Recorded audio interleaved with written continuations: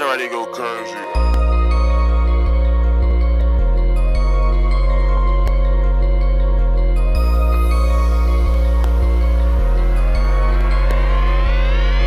I gotta grind till there's nothing left. Every day I'ma make it, gotta give it my best. Feel like I'm running out of time now, a nigga stress. So I stack every dollar, gotta double the check. And my team, we going hard, so watch me finesse. I chase a bag, ain't no time to rest. I can't stop till I got my name on it. I'm going until I get everything I want. I want a big house with a backyard with the pool in it. And a fish tank in my big house, so if we got beef, we throwing food in. I need a big car with some nice rims with the roof lit, so I can do the dash, then swerve, bitch, I went to school with. Another house up on the hill, so my mama be straight. A couple acres of that land, so my siblings could play. And if my daddy acting right, I put food on his plate. So when I finally get that chance, I'ma do what it take. I want 100K on my wrist, that shine bright when the lights low. Another 100K on my neck, VVS looking like white snow. Maybe courtside with Drake and them. 2 chains in my album, so I chase the bag by any means. Hoping one of them will be the outcome, and I will. Grind to the death of me. Family, money, and loyalty be the recipe. I will do what it take to make my mama proud. On the road to them riches, and you can't stop me now. I gotta grind till there's nothing left. Every day I'ma make it, gotta give it my best. Feel like I'm running out of time now, a nigga stress. So I stack every dollar, gotta double the check. And my team, we going hard, so watch me finesse. I chase a bag, ain't no time to rest. I can't stop till I got my name on it. I'm going until I get everything I want. I got big dreams like Martin Luther and Malcolm X. If I had 1 million men just to walk with me, I could worry less. The state gave a couple of my niggas years, so I do the stretch. And when they touch down, back to the grind like they never left. I need Make it relatable and let's change going. It's to give you inspiration. Get inspired. Tune in to Hop the Series Wednesdays at 8 p.m.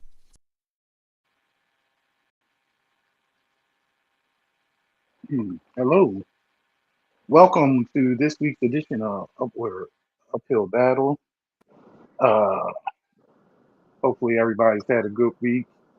A lot of interesting things have taken place throughout the week in politics and in the world in general. Where we're going to discuss the key points of this week's primaries throughout the country, especially the fallout of 3 DSA candidates winning in New York, and discuss the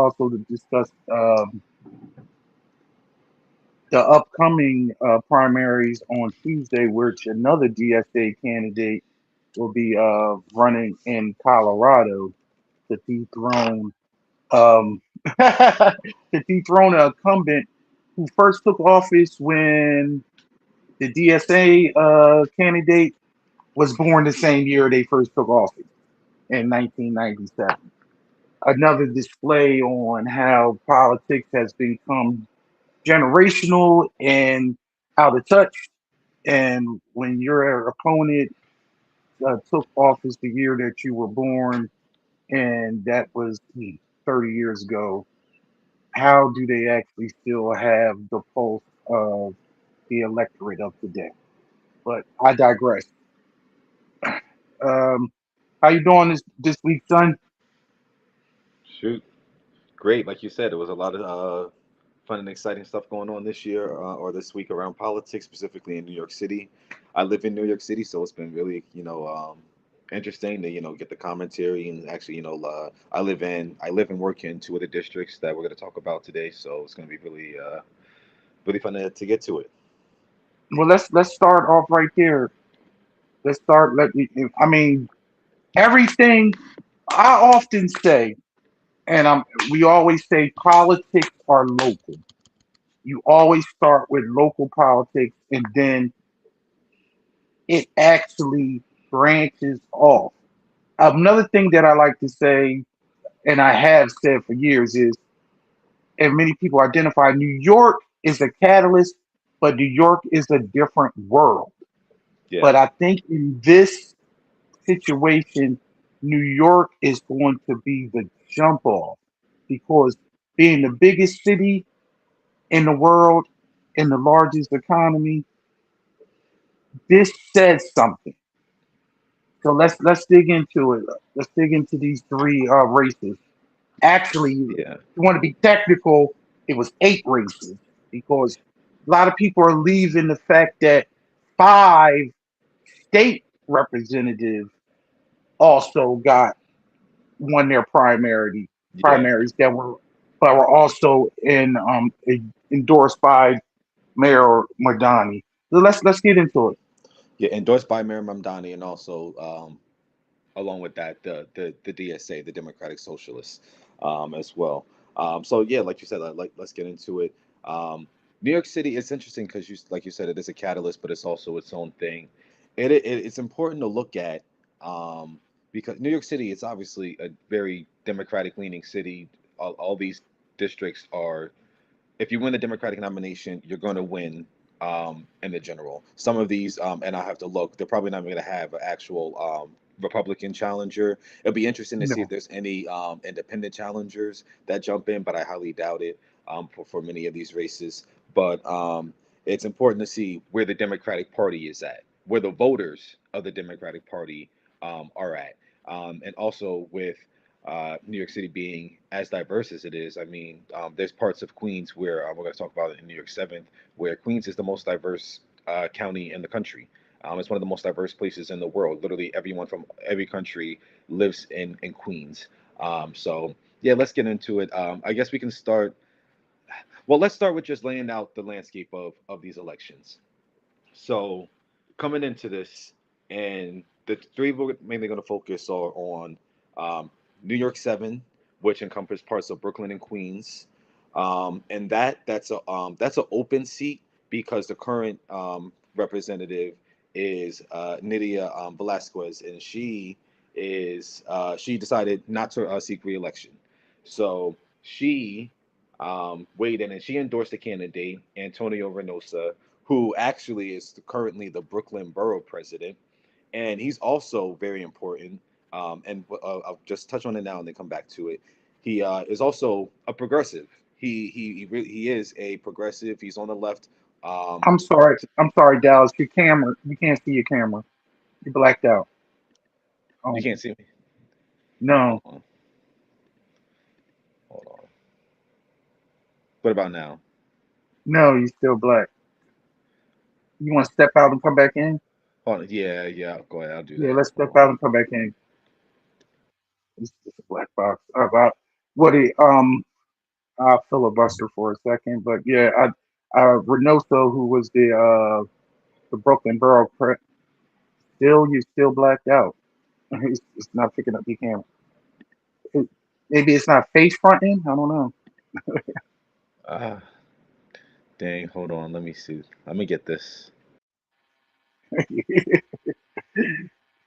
Yeah, it was real interesting because Velasquez had is retiring, but she actually put all her weight behind Brooklyn Borough president, who Dallas was saying it was a progressive. Um, but I think what we really need to do in the future. Yeah, I see you now. I think what we I was talking about how like Reynoso was a progressive. Yeah. These labels, a lot of time I think people don't understand the label, and you can be a lot of times people say they're liberal and they think that that's a progressive, but it's levels to this, Yeah. and that's why we're as though the centrist, which is a moderate, and then it's the DSA, which is the Socialist Party, um, but they're democratic socialists. Hmm. When somebody says they're a democratic socialist, that still means in most being they want socialism to work with capitalism side by side, but to an extent where as though they want democratic elections, and they're looking for more power or to the people. Hmm. But go ahead, finish what you were saying. That we down that we can see you. Yeah. So as I was saying, Reynosa, so when I say progressive, he supports taxing the rich. He supports Medicare for all. Supports a lot of things when it comes to housing. He, again, like I said, he's a progressive. So in this race, what you had was Antonio Reynosa versus Claire Valdez. Claire Valdez, she comes from a union background, and like a working class union background. And she was also just finishing up her first term in the New York State Assembly. So she's running on a lot of economic issues, a lot of social issues. They're here. They're at this. They agree with each other. The difference in this race is Israel. The difference in all of these races that we're going to touch on is Israel. So in New York Seven in specific, so what Claire Valdez's campaign was hitting Reynosa on is you've been in politics, you've been the borough president for years now. You haven't said anything on the issue of Israel. You haven't said anything on the issue of Gaza until you decided to run for Congress because you knew it was going to be a big issue. So it's saying you saying like, okay, you're against sending weapons to Israel, you're against all these other things. Well, how once you if you actually get in the office, are you actually going to stand up for that? Are you actually going to stand to that because all this time you haven't said anything about it? So what does that actually say about your position on it, and how strong in your convictions are they actually going to be once you actually get to office? So in her saying, hey, I've been on this issue since we started. I've been speaking about this. So that's in New York Seven. I'll come back to that. That's You our know first what that district sounds that I like? live in. Yeah. That sounds like the John Fetterman problem to me. Yeah. That Yeah, it, and yeah, exactly. I'm just saying, for those yeah. that know, Fetterman, who's a senator in Pennsylvania, never had a position on Israel. You didn't know he never talked about international affairs.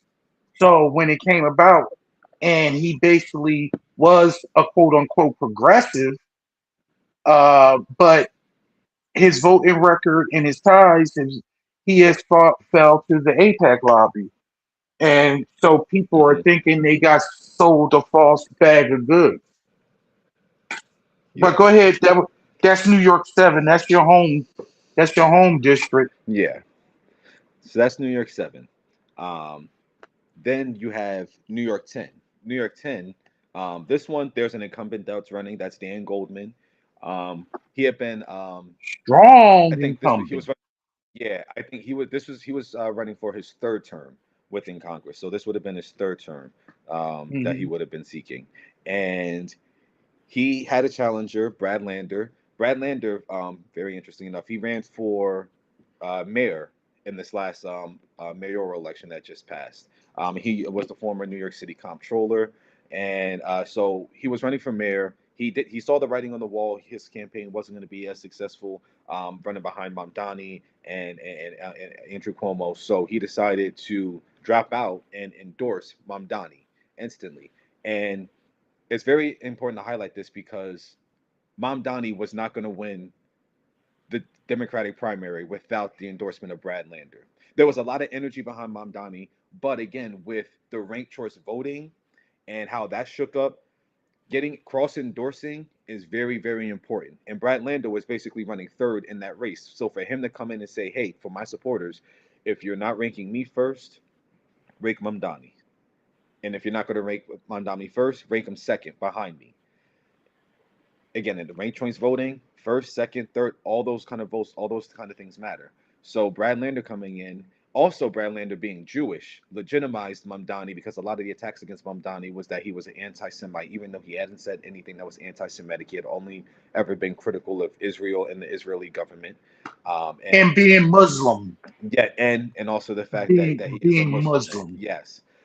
So Brad Lander, he living in New York 10. This encompasses parts of Lower Manhattan as well as some parts of Brooklyn. So this is Wall Street, the financial district, which, very interestingly enough, even though there is a lot of money that's generated from that area, that's not necessarily the people that live in those areas. So again, it's not. There are wealthy parts of this district, but it's just to say it's even though it represents a lot of money, it's not necessarily a gigantically wealthy district, even though there is wealth there. Let me interject right there so Yeah. people can understand. If you like, for instance, if you know Atlantic City has all these big casinos, but the casinos are next to projects. Hmm.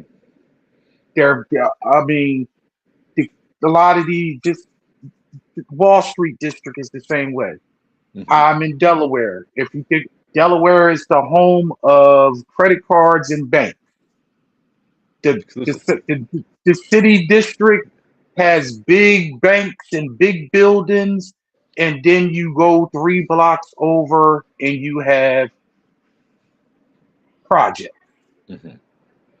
low income area.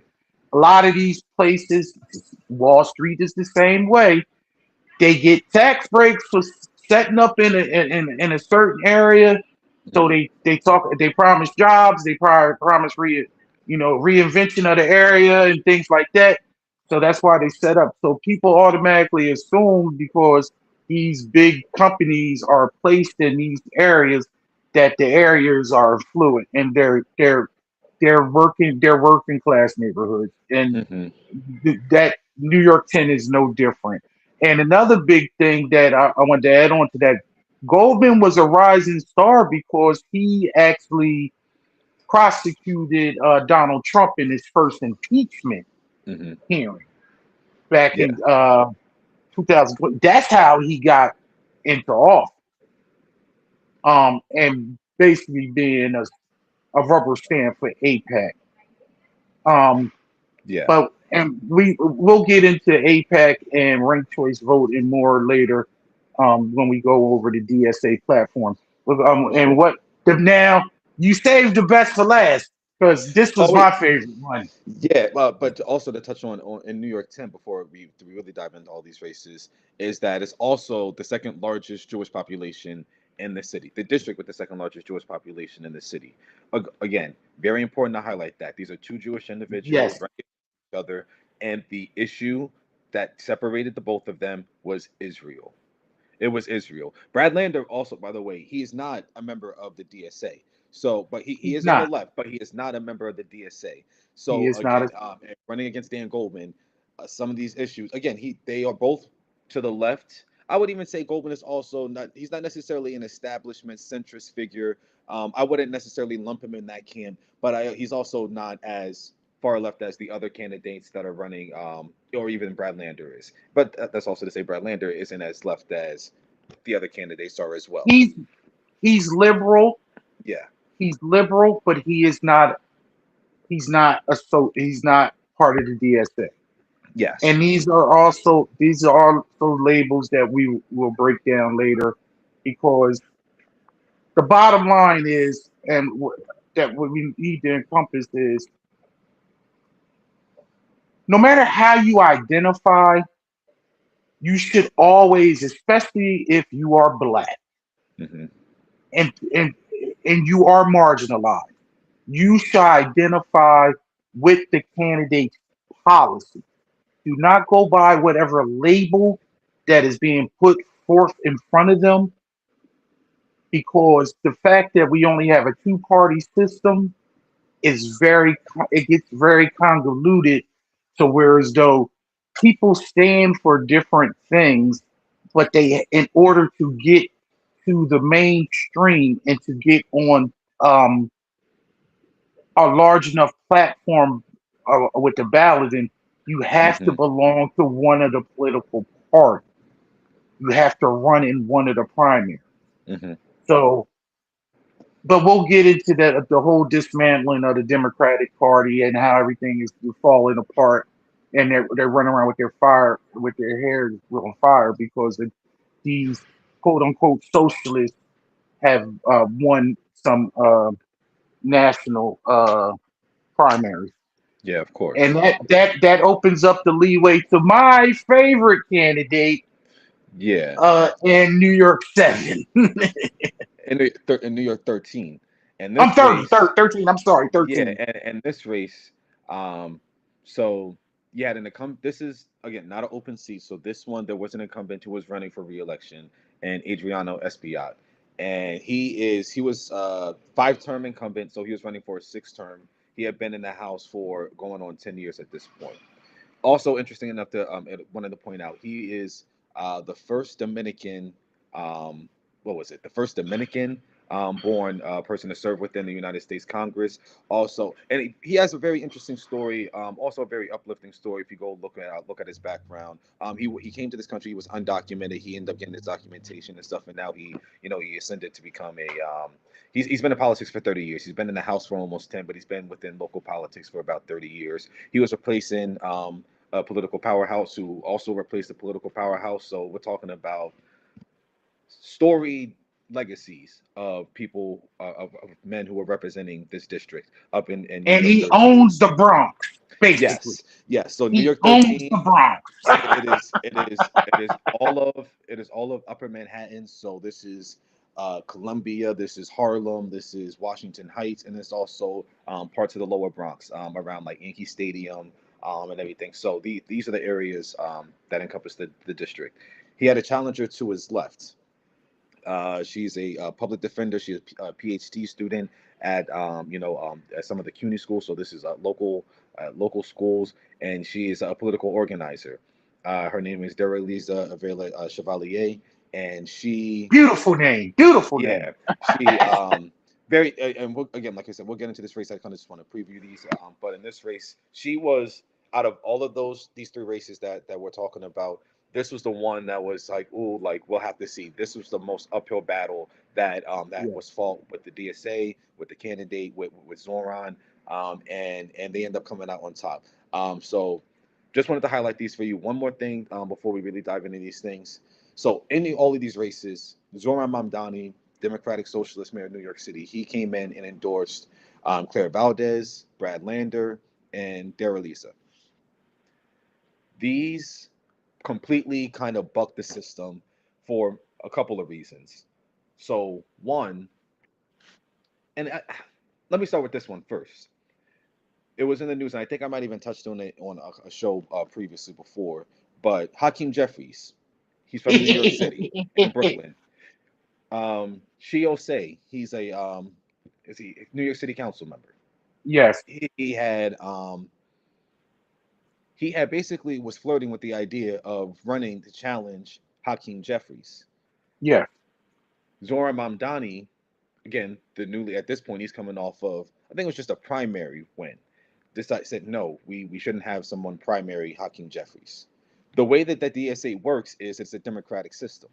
So it's not just like Zoran said, even though he did have the power, as you know, he had just won the primary and everything, he did have the power to basically say, like, oh, you know, if you shouldn't do it, maybe that shouldn't happen. But he went to the DSA and he lobbied against the DSA, and the DSA, the members, the board, they voted not to basically endorse a primary challenge against Hakeem Jeffries. So there was a little bit of consternation amongst this specific part of the Democratic Party, the more further left socialist part of the Democratic Party, on where exactly Zoran was going to be. Is it like, okay, well, now I have this power, now I need to, play nicely with the Democratic establishment, or should I just completely just come in and try to continue to take over the Democratic Party through some other seats? And that's basically what he's doing. So he wanted to play nice with Hakeem Jeffries, but for some other incumbents and for other people within the party, it was just free game. AOC, on the other hand, she didn't endorse in any of these elections. She endorsed all of the all of the state legislative candidates, but she failed to come in on any of the congressional candidates because, again, she didn't want to tinkle with that part of the party. So we're talking about 2 people who are heads of this part of the party who are going about their swinging their electoral weight around differently. So specifically in the New York 13 race, Adriano Espaillat in the mayoral primary last year, he endorsed Andrew Cuomo. It wasn't until after Zoran Mamdani won the primary that Adriano Espaillat decided to come in and be behind Mamdani in the general election, even though Cuomo again ran in the general election as well. But with that endorsement in the general election, came with a little backroom deal that, hey, if I endorse you now, don't endorse a primary challenge against me should it come up, because he already felt the pressure and that something was going to happen there. So then comes around time, Dara Lisa decides she's going to run for office. Zoran, after a couple of months, comes in and, hey, I'm gonna stab SBI in the back. Dara Lisa is going to be the one to get my agenda done in Congress. So comes and endorses her. So very important to highlight that in these races. Also, something I touched on with Antonio Reynoso in New York 7, he was supported by the Working Families Party. With this race also comes down to, as I said, was Israel. It's also the DSA versus the Working Families Party. Again, these are two left organizations, left parties with very similar policy goals in mind. Very similar. I mean, like on it, like very, very similar.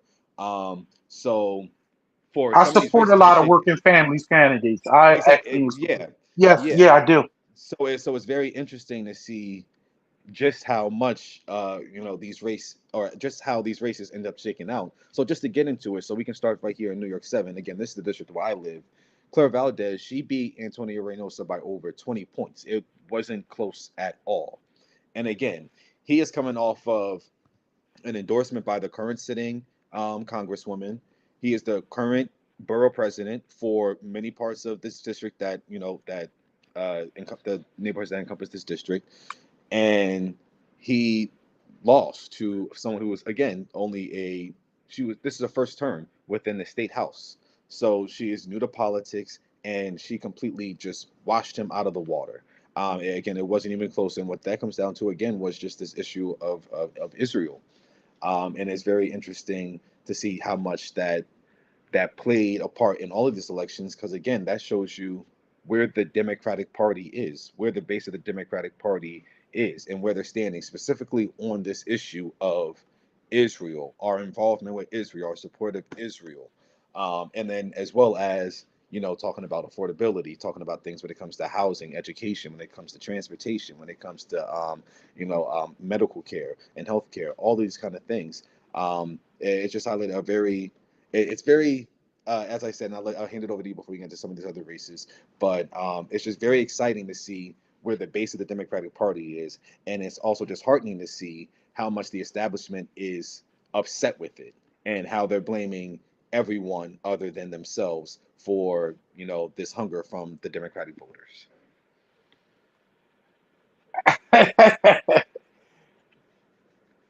Son, the craziest thing is my position has always been where the voters are coming around to.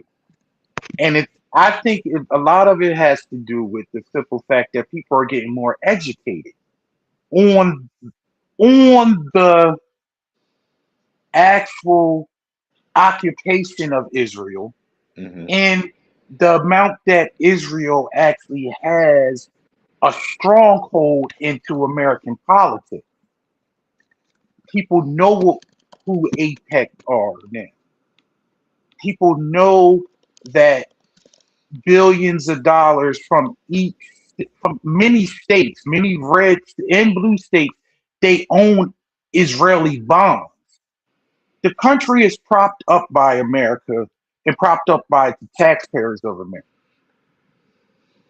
Many Americans didn't know this and didn't have a concept and don't care, didn't care. It's only when it's coming the term that it's been getting a lot of people in trouble when the chickens come home to roost and they actually see what's going on. United States is struggling. Israel has free health care. Israel has free housing. Israel has free education. It's all paid by the government, but it's also propped up by the American dollar, by taxpayer dollars. How can this foreign entity have all these things and we are actually propping up and supporting it and funding it, but you don't have it at home? These are things that the electorate is seeing, and actually when a candidate actually brings it to the forefront and says, I want to worry about people here first. It's the, it's the shit that the Republican Party that Trump was pushing out about America first, but these people actually mean it. That's why it's the issue. It's not just the Israel. It's not the people trying to make it seem like if you are anti-genocide, you are anti-Israel, and you are they anti. They were trying to say Lander was anti-Semitic when he's Jewish. Come on now. Yeah.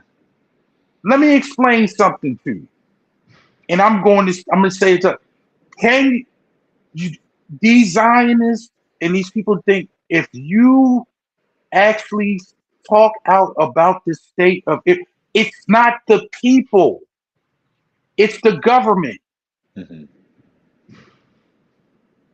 People sit on this daggone Beyonce internet every day and scream about Trump and scream about the administration. Or they try to make it seem like that is anti-American. But freedom of speech and the concept of the fact is you love the country so much that you call it out on this bullshit. I will say this. We all got family members that don't do right. Do you stand by and allow your family member to continue not to do right, to do wrong, or do you call them out on their shit? Does that mean you don't love your family member? Or is that you actually loving your family member and saying, I need you to do better? I'm a parent. I love my children. But and Dallas can call. It's been not too many days because my kids have been good to me and been good people. But if I think you are doing not right or going down the wrong path, I need to grab you and say, "Hey, you ain't doing right. We need to curb this type of aggression, this type of this policies that we're this lane that we're running down." Yeah.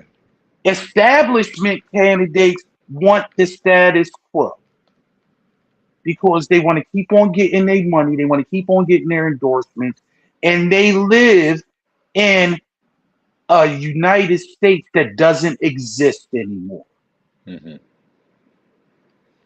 There can never be a Joe Biden ever again.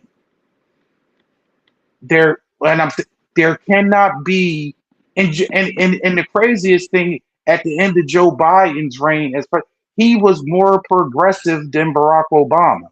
Yep. People reiterate now because we're 10 years out. Barack Obama was not a progressive. He was a centrist, moderate Democrat that sold America on some type of hope and change. But he was a good president in the ideology of being the American president. But for people like me that are left to him, he fell short on some of the things that we wanted. And that's not to say I disagree with him being elected as president. I voted for him twice. But on that concept, real quick, like many people that look like me, to popular demand, black people don't vote for people just because they black. Yeah. I came into the primary season a Hillary Clinton supporter. He had to prove to me and people like me that he was electable. But this was 18 years ago when you viewed voting for somebody as hurt negligence, the lesser of two evils, somewhat. You voted so whereas though your interest will not be trampled on. It's a good voting strategy, but it's not. It was never about he's the, not for me and not for black people that actually are politically savvy. You don't just automatically vote for the black person, and they actually use that against some uneducated voters, especially when a black person is a Republican. If you Hmm. ever, if you ever, and I've said this plenty of times on other, if a black person is on a Republican ticket, they never when they put their picture and their yard signs, they never put the party that they're in. They just put their picture Hmm. and their name because they know vehemently. A lot of times, black people will see a black person and then they'll see the Republican logo and they be like, "Oh, I'm not voting for them." Yeah. But let's dig into the actual races so we can get into this breakdown of the DSA. Yeah, so that's so in New York 7, like I said, Claire Valdez, she beat Reynosa by over 20 points. In New York 10, Brad Lander, he beat Dan Goldman by well over 30 points. Again, this Was it was 30? Yeah. yeah, this wasn't close. This was like I think it was the second largest incumbent loss in the primary. I think only Liz Cheney when she ran for re-election back in was it 2022 in Wyoming, and she lost re-election. I think this is the second largest and the largest since then. So yeah, Brad Lander completely washed Dan Goldman out of the water. And again, the issue in this race specifically was Israel. Like that is the only difference. Again, Dan Goldman, on a lot of these issues, he's not again, like I said, not necessarily a centrist establishment type of the Democratic Party. However, on the issue of Israel specifically, hey, he has came out like staunchly against protesters, Yeah. in support of arming Israel, in support of refusing to call it a genocide. All of those things. It culminated with it's been in the news. It was sometime last week. He had went to a cafe in Brooklyn with his daughter, and only after finding out, like later that day, that he was a sitting member of Congress who was so pro-Israel, um, the owner of the cafe decided to refund him his order and said like he's not welcome to come back, ever again. And that's just to say that's where his district is at. That's where a lot of the people in this district are at. Again, this is also a very heavily Really Jewish Jewish district. district. Jewish He is district. not allowed to get Yes. coffee in his home Yes. home district coffee shop. Yes. That is Vehemently. huge. Yes, that should send a message to the Democratic Party on clearly whatever was allowed 2 years ago, 4 years ago, whatever your stance on Israel cannot be what it was before. And if you are someone who has not only just championed this or supported it, but just said nothing or allowed it to go, even that, playing the fence, being silent on it, that's not enough anymore. That's not enough anymore. So very important and interesting turnout in New York 10, and then man, and up in Harlem and New York 13. That race, it was decided by a little over 2,000 votes, but Daria really Xavier, she topped Adriana Espiat and she won. He did concede the race, and it's very interesting. I had texted you that day as soon as I work up in Harlem and I was coming out of the train. He was right outside of my train station passing Right. out mailers and stuff like that. And the only reason I didn't say anything to him, and I get on why I wanted to say something to him, the only reason I didn't is because honestly, he was just around. He had some older black ladies that were passing out like mailers and stuff, and I didn't want to get anything with them, that early in the morning. I was on my way to work, but him and his campaign, or even just like his donors and his backers, they've been running some really bad hit pieces Yes. on Lisa about her. She's a Haitian Muslim. She's Haitian Muslim and Dominican, basically. Yes. She's New York, yeah, is what exactly. she is. Yes, she's She's a New mix of a York. whole bunch of different things, and they were She's New using, York. and his supporters and some of the in the attack ads against her, they were basically using the term Haitian as a slur against her, like, oh, she's Haitian, she's a Haitian, something like that, and What they he use in the used Republican Party. Ex- exactly. And it was just very nasty attacks, also framing her as anti-Semitic. Also, let me just for people that don't Roll know, it back. the Roll it part of back. the part of this district, or these districts, this is Harlem, Washington Heights, the Bronx. This is In Upper Black and Brown Manhattan. of Yes, it Upper is. Manhattan. So this is Hispanic. So you have Dominican, Haitian, Puerto Rican, Black. You have Asian. You have literally everyone, but it's very heavily Hispanic and it's also heavily Black. There has been less. The Black population has been dwindling in years. That's a lot to do with the cost of living in the city as a whole, but specifically within these parts of Upper Manhattan. But still, that's this district. So you going And around it's using it's a these it's a heavy Muslim population in those as areas well. also. Yes. So you using these things as slurs, her being a Muslim, her being hate, you using them as slurs or like things to derail her, or even using the trope and saying that she's anti-Semitic for some of the things that she has said. They also came after her for she sent out a tweet that was like "fuck Kamala Harris," which she has Years since ago, attacked, which was yet during the it was during the presidential election, yeah, a couple of years ago, and she has since backtracked on some of those statements, but the sentiment is something that's shared by a lot of people within the Democratic Party. It's part of the reason why Kamala Harris is not currently the president of the United States. And even if it's not as broad as fuck Kamala Harris, but it's fuck Kamala Harris from what she said for multiple reasons, for policy reasons. One of them was on when she was the sitting vice president, her administration was part of starting this conflict, and giving these arms to Israel, in their crusade against Hamas, which actually turned out to be just all of Palestine, and then which has now turned into Lebanon and other parts of the in Iran. But anyways, to interject on that, yeah. but she also stated, just like I had stated, she still voted for Kamala Harris. So yes, very important.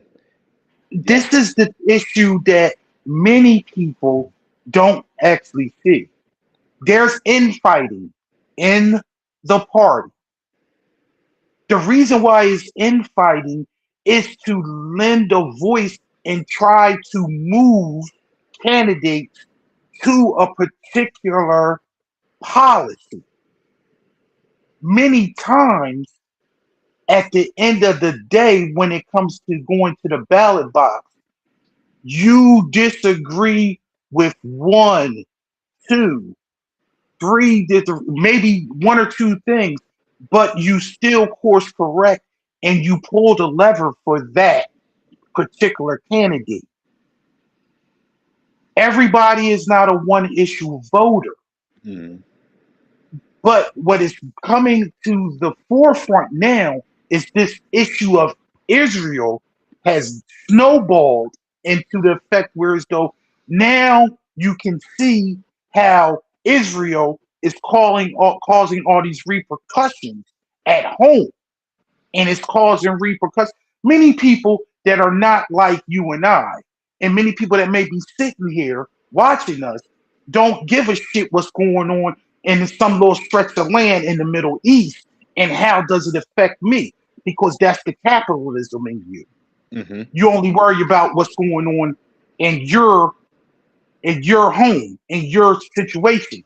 But now, when people actually see what goes on in that little stretch of that little fucking land in the Middle East, is causing billions of dollars of loss to you, and that's why your gas tank, it takes you more money. It buys more than $4, and that's why the strait being closed and fertilizer not getting to the farms, and cause rising your food costs, and why everything is connected. Whereas though everything has always been connected, but because in the United States it doesn't hit you personally, You just let it go on. People are getting smarter. People are waking up to the truth. When these radicals are saying, "Yo, you can't be, you shouldn't be supporting this. Do you know what tax money is going on to this? Yo, your congressman, this, that, and other." It's so how you pronounce it? FBI? SBI. FBI. He received over he my man, my man. He is a congressman out of the Bronx. Why my man get over $3 million in his career from APEC? Why? Yep. The Bronx, my man. Maybe because he is the highest ranking Hispanic in Congress. Chair of the Hispanic Caucus. He's chair of the Hispanic caucus in Congress. Yep. So you can't tell me that when they say all politics is local, that's where it starts at. Yep. He stronghold on the Bronx. He won 61% out there. Oh, still, yep. He was, In this election, yep. yeah, he was clearing 61% in the Yeah. Bronx. Yeah. But when I seen an interview with him, they were asking about different policies. He said this, and he wouldn't go talk to your candidate about that. Go Yeah. talk to your candidate about that. And he was Yeah. like, so he dodged the APEC then. He's like, this is what you do. He handed first of all, and don't get me wrong, this motherfucker got on $10,000 suit. He If you looked see, good as oh, shit. it's the He first thing looked I good. noticed. It's the first thing I'm I like, noticed coming out of the yo, police station. and Yep. he looked it. I'm like, yo, he looking sharp at this. That. But you know what? And I don't know his politics, and I don't know, but he just gave off to me like, oh, I don't trust you. I don't trust you, man, because Yeah. he just looked at, he looked like money. Yeah. Yeah. Like And to wow, that, like whoa. yeah. And to that point, the reason why it was, and it's funny because I had I had a feeling of it was during it was even before Zoran had announced it. Just once I found out who SBI was and looking into him and again taking money from APAC where he got his money from and then just learning more about the district. Again, like I said, I work up in Harlem, so just learning more about the area and the district and stuff. It just didn't make any sense. So it was very clear why the DSA saw that this district and this He was specific incumbent vulnerable. was He was vulnerable vulnerable. for a challenge Yes. because not only has he been taking money from APAC, not only is he just a centrist Democrat, but also he collects a lot of his money. It's his number one donor from the real estate lobby, from real estate corporations and agencies, Hmm. and that's important to point out. Landlords. That's important to point out because two things. One, New York 13 is one of the poorest congressional districts in the country. It has one of the highest rate of poverty in the country, and also 88% of voters and people that reside in the district are renters. So people who are, again, unable to afford their own home and they are renting, so they are subject to the unaffordability crisis. So that's why they saw that this district was again vulnerable for primary challenge. And sure enough, Dara Lisa she went in and she ran on abolishing ICE. She ran on supporting cutting ties to Israel and not arming Israel. One of her slogans was not like babies, not bombs. Like those are the kind of people that we should be taking care of. And again, like I said, she faced a lot of attacks throughout this campaign. Again, they were using Haitian as a slur. They were coming after her for her quote unquote lack of support for Kamala Harris, even though, as you mentioned, as she had mentioned, they're voting for her anyway.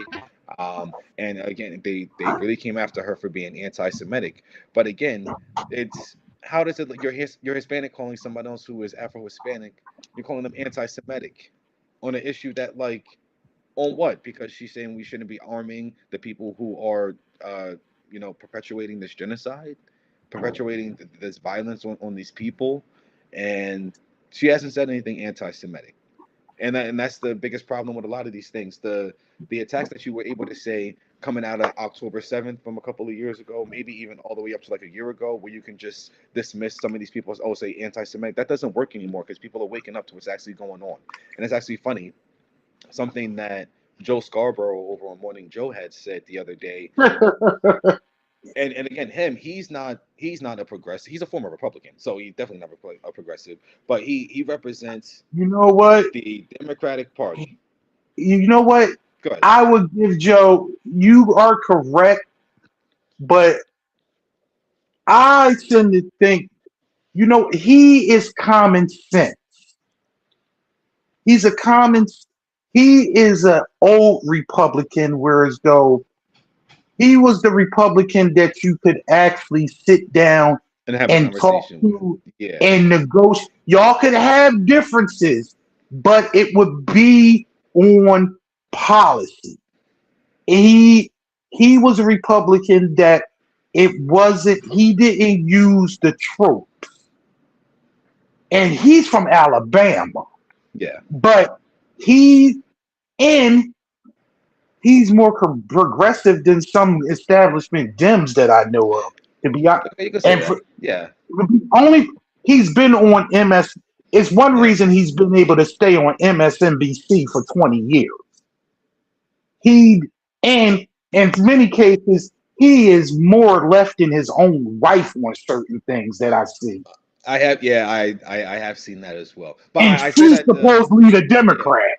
Yeah. I say that to point out that he, especially for his audience, because again, a lot of Democrats, a lot of people who was liberal people, they watch and MSNBC, which is now MS Now. MSN But now. yeah. Or we like to call the channel formerly known as MSNBC. Exactly. Yeah. So and he and I actually I set this up to give him props because he was actually saying people that are calling Derry Lisa anti-Semitic for her the calling out Israel and her views on Israel, the government, the IDF, is saying no, you can't call her anti-Semitic. You can't call these people who are pointing out what they're seeing and calling it a genocide. You can't call them anti-Semitic. And the reason why, and something that we'll get into in a little second, but the reason why so many other people around this country are supporting these candidates that are speaking out against Israel is because you can see everything right here. You can see it right here. So what's going on Yeah. in Israel and in Gaza in real time, what's going on in Lebanon in real time, you can see it on your phone. There's no hiding it. And something that Joe Scarborough had said, he was like, you know what?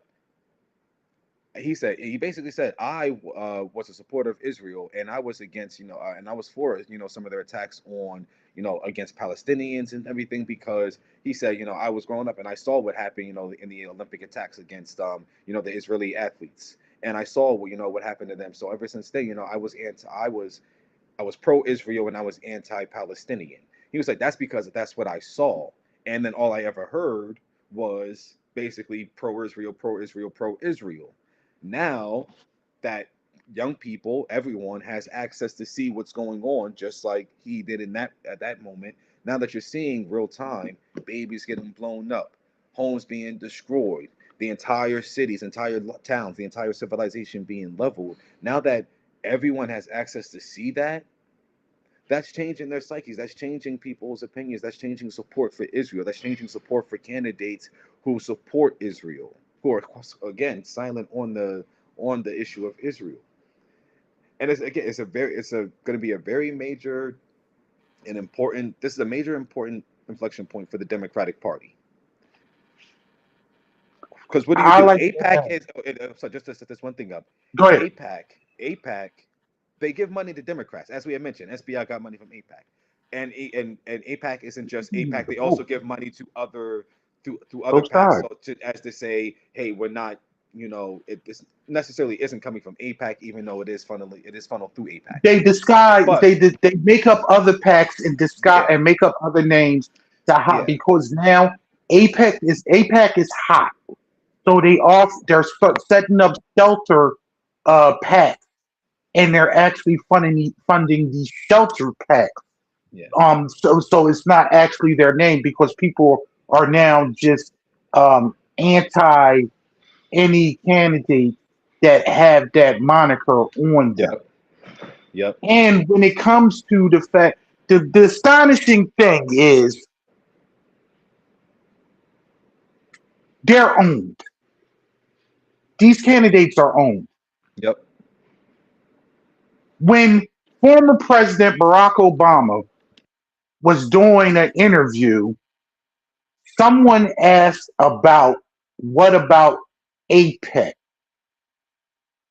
And he, a man of many, many, many words, an elegant word, he took 30 seconds stuttering because he couldn't come up with a rebuttal about his support that he gained from APEC and how he was still a supporter of Israel. I don't know if you saw that video when he was literally stuttering for about 30 seconds. He couldn't say anything. This is the one issue that a one issue voter is going to take up. And many people that look like us, that are higher in stature out there, are saying, I'm not voting for any candidate that supports this Yeah. at all. It's going to be a reckoning. It's going to be a reckoning this November because many people are fed up across party line Hmm. with the Israel situation. Point blank. Point blank. Hmm. And like you said, it's just because it affects, and people are starting to see it affects Your every part everyday life. of your life.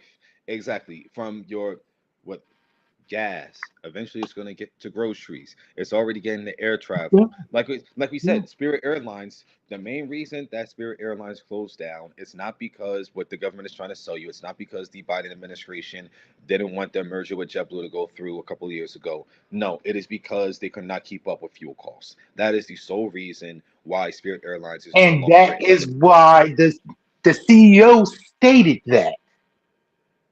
stated it was fuel Yep. cost. Yep. The Biden administration blocked the JetBlue merger. One, when the CEO actually, and I think we discussed this before on one We of our did. previous shows, We the did. CEO wanted to merge with Frontier. Yeah.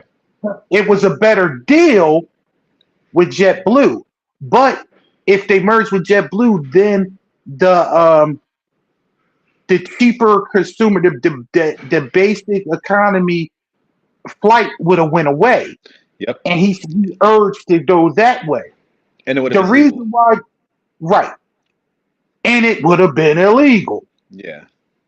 The reason why they didn't take the Trump administration deal for the loan is because Trump wanted over 50% of the fleet so Hmm. he can use the planes for deportation. The American government wanted to take over 50% of Spirit's air fleet, which the CEO said, what? I can get $200,000 a plane. Yeah. Why would I give at least $200,000 to $250,000? I can liquefy this thing, and the shareholders and everybody will be better off than Yeah. just taking this loan to and then give away 50% of our fleet. Yep. Capitalism is a motherfucker. And when y'all actually start realizing capitalism for y'all religious people is actually really the devil, because the, the only the strong can survive type thing and pull your stuff up by your bootstraps. What if you don't got boots? Yep. let's move on. I'm sorry. Yeah, Where we at? no, that's crazy. But yeah, so up in New York 13, as I said, Daria Lisa, she pulled it off. And again, this was the closest race. So she only won by a little over 2,000 votes. But like I said, highly contested. But she was able to pull it out. And as I mentioned, it's just this is the direction the Democratic Party should be going, because this is the direction the voters are telling you that they want to go. And even though these are resounding victories and almost every metric for these three candidates, and as well as to go on with the House candidate, the state House candidates as well. Um, Five, five state the representatives in yes, the state. Were they the all DSA back? this they The for five the most, I state believe all of representatives. I believe they were all DSA backed, and I believe they were also all DSA members as well. But I would have to go check in and look at all of them, but I'm almost positive that's right. Um, but the response from the Democratic Party, the establishment wing of the Democratic Party, it has been it's been it's loser mentality basically, and Yes. it just kind of goes to show you that these people, they're not, even though they say, oh, vote blue no matter who, is that's only when they only say that to the progressive left, the more liberal wing of the party, when it's time to get in line and vote for the centrist establishment candidate. That's what they say. It's not for just whoever the nominee is, because if that was the case, then Andrew Cuomo wouldn't have ran against Zoran Mamdani, because he wouldn't have had the support to do that, because Zoran was the Democratic candidate. And unfortunately, what you're now seeing isn't a welcoming of these new nominees into the party. They're not saying, the establishment at large isn't, trying to support them. You had the former chair of the Democratic National Convention, Jamie Harrison, might I add you, who honestly only reached that profile because he lost to Lindsey Graham down in South Carolina. So he failed up to get that position. And it was just that it was a relatively close race. And I don't even think it was that close, actually. But it was just closer than I think other Democrats had ever been to challenging Lindsey Graham. And he had a lot of energy behind his campaign. But a story for another day. Anyway, he No, let's came story out. for now. So Okay. let's elaborate on that a little bit. Yeah. What happens in these parties? You get some little bit of energy behind you, and you actually come out and run a campaign and do better than what's expected. Hmm. A lot of times, what they say is a backroom deal. Hey, we know you probably going to lose. Let's go take this L for us. We're going to take care of you on the back end. And this was a take care of him on the back end situation. Many people, especially when they are, granted, to win in South Carolina, you probably have, they would say, like, this is not going to play this DSA thing. That they, but he made it the statement that if you hate Democrats, Yeah. why run for the party's nomination if you Yeah. hate Democrats so much? I have it right here. If I can, I'll say. Go ahead, He say it. said, I say this with no ill will or animosity. If you hate the Which Democratic means I got Party, ill will and yes, animosity. exactly. If you hate the Democratic Party, then please don't run for our nomination. Don't use our resources. Don't rely on our volunteers. Don't use our infrastructure. Don't ask Democrats to invest their time, money, energy in your campaign. Focus on building the party you actually support. Political parties aren't perfect, but they're built by millions of people who knock doors, make calls, organize meetings, and fight the values they believe in. If you don't believe in the party, then don't ask its members to carry you across the finish line. And before I let you go back in, it's crazy because he's saying this into response. He's saying this in response to these candidates Tell him, winning tell him, Democratic primaries. So these are Democratic voters. So the party is telling you, we want these people, we want these policies in our party. So to say something like, don't use our infrastructure or don't use our volunteers, these people, that's as you're saying the volunteers belong to you. You're saying their time, their no, energy, their focus belongs to you. They do yes, not. And that is the yes, problem with the Democratic Party, specifically people of color in the Democratic Party, where they think, oh, because you're black, because you're Hispanic, you're going to come. No, that is not the no, case. That is no. not the case. So and I'm glad that it's him that said it, because I'm glad. It is again, black position of authority, and he was the former head of the DNC. So him saying basically, yeah, we own the voters, we own the volunteers, we own the door knockers. Even if they're doing it for your campaign, they still belong to us. No, that is wrong. And what these races, the other races around the country have shown you is that the voters are ready for something new. They are ready for a different kind of politics, one that's more hostile and not as buddy buddy with the Republicans, with the status quo, with Israel, all these things. Go ahead. To add, you started, you set the fire, you lit the match. That's exactly where I was going. The fact of the matter is, what they failed to actually say by just it's just like when Joe Biden said, if black people don't vote for me, they are not black. Mm-hmm. The DSA has spent the last 10 years organizing. This started back with Bernie Sanders. Yeah. They now have been mobilized for 10 years, getting a network and getting organized. Their phone bank people and they go, when have you seen Esprit in the fucking community? That's what all of them were saying. It's the whole point. These people, these candidates have actually been knocking on doors, introducing themselves to the people, going into the bodegas, Yep. going into the corners, going into local businesses. This is who I am. This is what I stand for.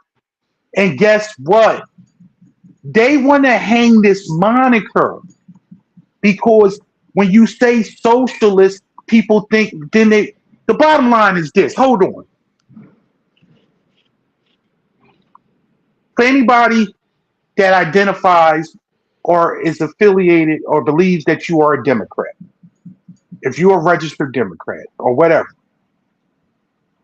to the people on the other side, do you know what you are? You're a communist. You're a bleeding heart liberal socialist communist. And you could be middle in the road as you could be. You can be a daggone fiscal conservative. And I know I got them in my family, especially with my people being from the South. I would tell you that my mother, your grandmother, is pretty much a moderate conservative Democrat. One that believes in religion and people just doing their good hard work, and life is just going to be good to them because you work hard and you are a good person and you believe in your Bible. But to many people on the right, you're still a socialist because you're a Democrat. Mm-hmm. And you're a socialist because you believe that gay people have the right to exist. You're a communist because you believe women have the right to choose. You got to be a communist if you think it's okay for a woman to work outside the home. These are just far crazy just things. Mm-hmm. So I don't get caught up with being labeled whatever. I know what I believe in, and I believe in humanity. Mm-hmm. I believe in everybody that if you live in this country, the AKA the most richest country, why is this the only country that healthcare is a for-profit system? Why is it that you like some social? Do you like firemen? Don't you? You like the fire truck? You like firemen come? You like your trash collected, right? Huh? Those are all those are forms of socialism. That's the form of the government your government taking responsibility and doing something for the people. So you like some forms of socialism, but you don't like socialism as a concept because, as Stephen A. Stupid ass says, this is a capitalist country. Oh my God! Don't get me started. No. Oh, I hope that fucking idiot runs so he can realize that he is so on the fence of hating Democrats and hating Republicans. He's so far in the middle, and this, that, and other, you know, just X amount of. But you know what? When you make $40 million a year, you know your politics change. See, but the thing is, there is, and not to get into a diatribe on Stephen A. Smith, there is no appetite for that kind of politics. There is no Oh, appetite for a middle of the road. Oh, No, everyone should run. All come. There is no appetite, and no, I'm sorry, that might have not existed anymore. in a version of America before. That no, not in the That was last the 10 years. before times, baby. Yes, Yeah. you right. So Tell him. it's so for him and for him to be so passionate and to be so locked into the idea that he could actually do this. No one, like you said, I kind of don't even want to see him run. Not because I I don't want to do. see him embarrassed, but just because I I do. think that only is going to help him and whatever, because he's ultimately he cares about himself. So this is just going to be to help him and his numbers for whatever his podcast, whatever he wants to go on and do after he's done with ESPN or whatever, whatever. I don't know, but I don't want him to do it because I feel like it's just going to help him in whatever he wants to do. And I don't think he needs that. And I don't want to be a part of that. Even in hate, I hate watching him right now. I don't want to hate watch him on a debate stage. I don't want him up there. It's going to be a waste of all of our times. And I don't want to see the 10 people around the country that are going to actually fall for that. But no, absolutely not. But I saw what he came out and said against specifically Mamdani after the results from Tuesday, and was like, He did if it he's the Trump.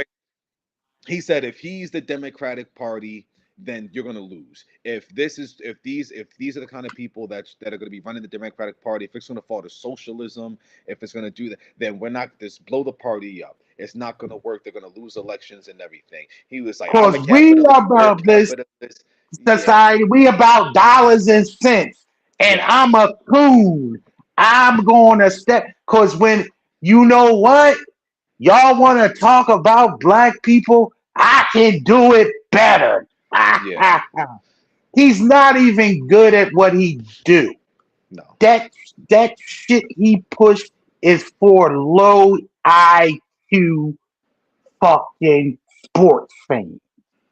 If you watch him, and I know there don't nobody pay attention to me that watch him because I'm too smart to listen to. If you listen to that dumb shit, I don't even want his sports opinion. I ain't watched that. I have never sat and watched the whole first take show that he was on. I like watching it when actually he's on vacation and they have some when they have a Dominique Foxworth on there or so. Well, I always like smart people, and that debate show used to be wrestling. It used to be boxing. Let's put the black guy against the white guy, and let's use race as an overtone. Yeah. And I'm too smart for that shit. And the craziest thing is when he got called out, when I think and we divulging one of the Max guys said Kellerman. that Max Kellerman got they said Max was blacker. Terrell Owens said Max was blacker than him. He was. He any of the Theo said debate he said on Stephen he said you are black. on Max Reed. Kellerman's Yeah. blacker than you Yeah. because he don't like nuance. And Max Kellerman's smart. He not just going to take the daggone default other side. Yeah. Nah, man, we want barking. We want to throw feces at each other. That's why when him and that stupid ass motherfucking Jason I Whitlock. ran my no, not Jason Whitlock. Fuck that coon. I'm Jason the one that ran his bike into the wall and couldn't play basketball no more. That's on there. That's the bad Jason They used to play for Duke. Oh, Uh, oh my God. I know. Yeah, yeah, yeah, yeah. I don't watch it. I forget his name because him and Jay they Will. dad Jay Will. Jason Wood. Yeah, he over there. They both jerking Trump off over the fucking USC. Oh, it was a great event. Blue, blue, blue, blue, blue. It was just awesome. Do y'all see what the fucking White Horse lawn look like now?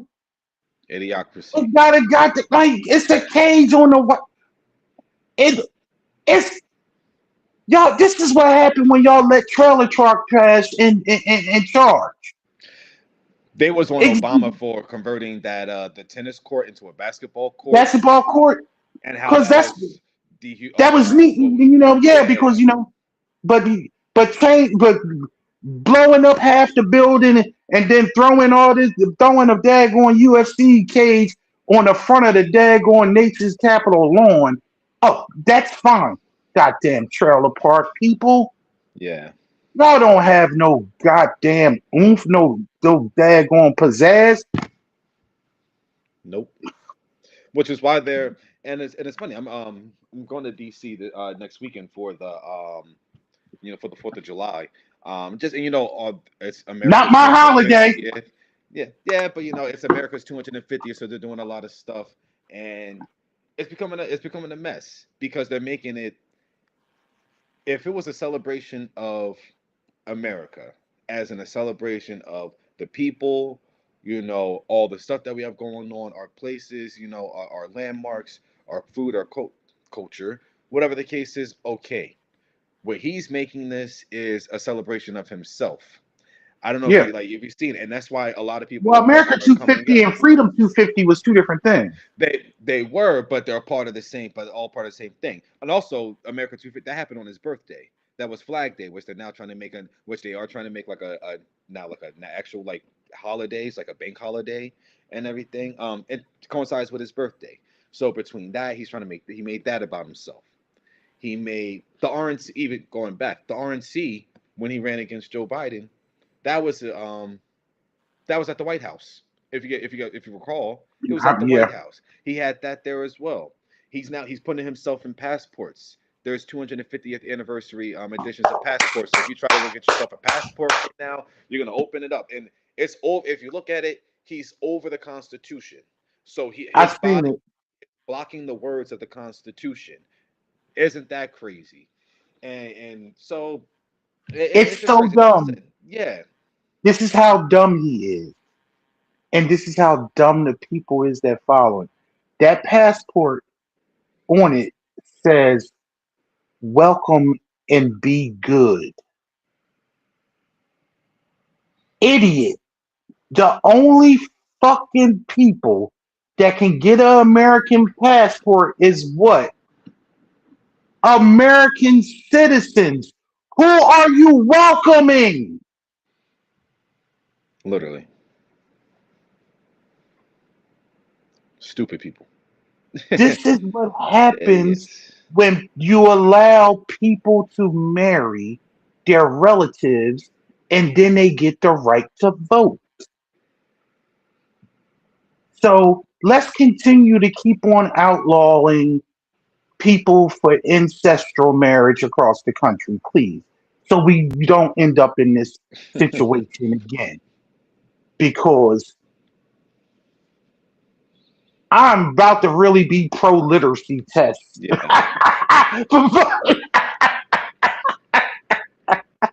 I'm just joking. I'm just joking. But I'm not. Oh, but I'm joking. um the move away from New York. I mean, this is something that's happening that's going on all around across the country. They don't and the reason why well, wait a minute, stay in New York for a second. Um Tom Suozzi, one of your Yeah. US congressmen out of New York, there you saw this. The Yeah. next day after the primary on Wednesday, he got together with more of his establishment, It quote was unquote, centrist. It was 13 of them 13 to of them. sign on to some type of document to the It Can was a you look this pledge. up? It was It's a a pledge. pledge It was a to promise to America. promise to America to stand on their centrist values. And it said that I think that the quote is, "We are capitalists, not socialists." That's the main takeaway from that. It was, "We are capitalists, not Yes, socialists." we And it are. was 13 different. So it was, again, 13 Democrats also. So just the ones of note are Tom Swazi and then Josh Gottheimer from New Jersey. But yeah, it's just crazy. And again, this is coming off of Democratic wins. These are coming off of wins and Democratic primaries. So the party is telling you we want these candidates. So you coming out and saying that this is not what the Democratic Party is going to be. This is not what you want congressional Democrats to stand on. Okay, so you're just going to go against the wishes and the will of the Democratic voters. Who does that sound like? I thought we were the pro-democracy party.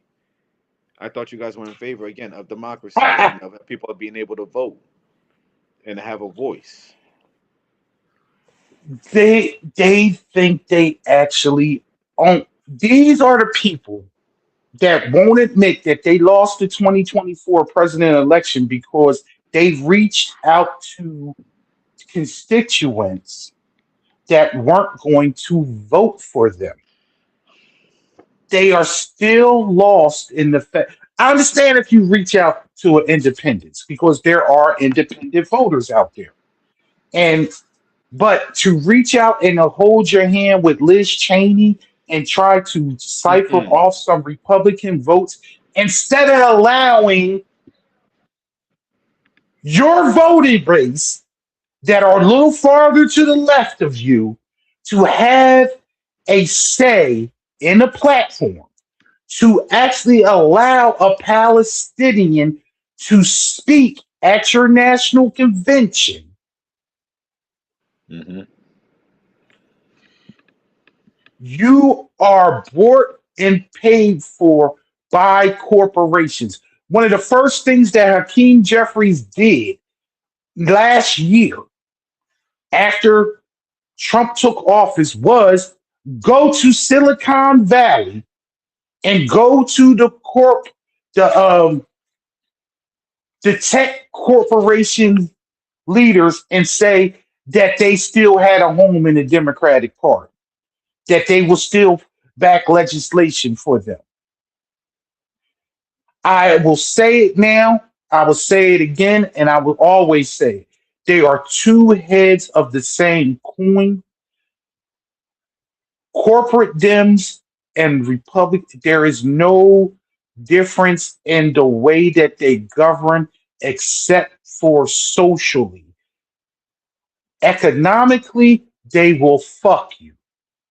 They will fuck the working person and they will screw middle class people for the billionaires.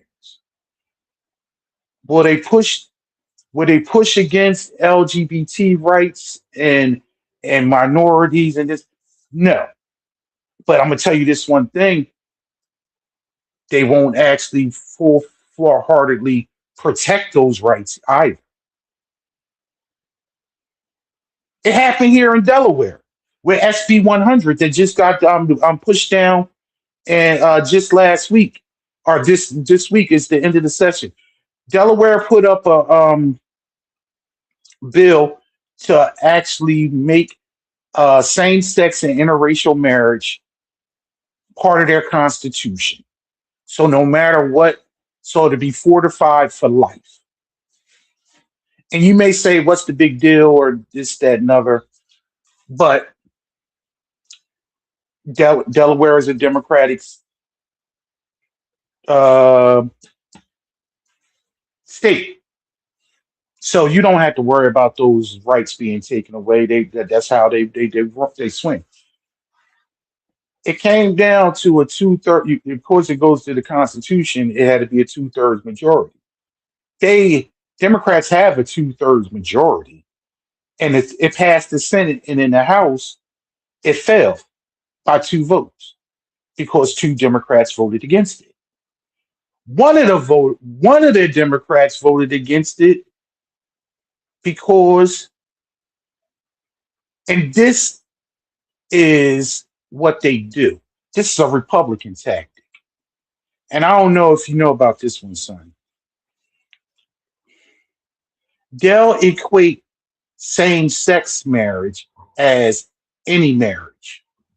So if you're going to vote for same-sex marriage, then you need to back incest marriage. So being able to marry your first cousin. Because people are people, right? This is their argument. People are people, right? So we should be okay with marriage being able to marry somebody that's 13 or 14 years old, right? So, but you want me to vote for this? You want me to vote for same sex? Then we need to vote for this too, because people are just people, and we can't. If you're not going to discriminate, we shouldn't discriminate. These are the filthy arguments that they use to try to equate the two things. Mhm. I need everyday people that are watching this and just watching what's going on in your government that pedophilia is more acceptable to them than homosexuality. Than two of age adults loving each other and wanting to marry. They'd rather have some 40, 50-year-old guy marrying this 14-year-old girl. Mm. And what, or allowing Bobby Joe and Tammy Sue, who share their parents or siblings, marry. That's what they're equating it to too. And that's how some bills get burnt. I'm trying to figure out why did they put the interracial component on with the same sex? Because that looks kind of like fucking with somebody's racist bias to me. Yeah. Yeah, no, that's interesting. It's interesting is Not what the ends, yeah, especially ends, and you wouldn't. I don't know. they're hand in hand. It was same sex and interracial marriage together. Even But in then, other states, they didn't do it in this state, but in other states, they put in the minor or the ancestral marriage piece into it, marrying your cousin piece into this same sex marriage.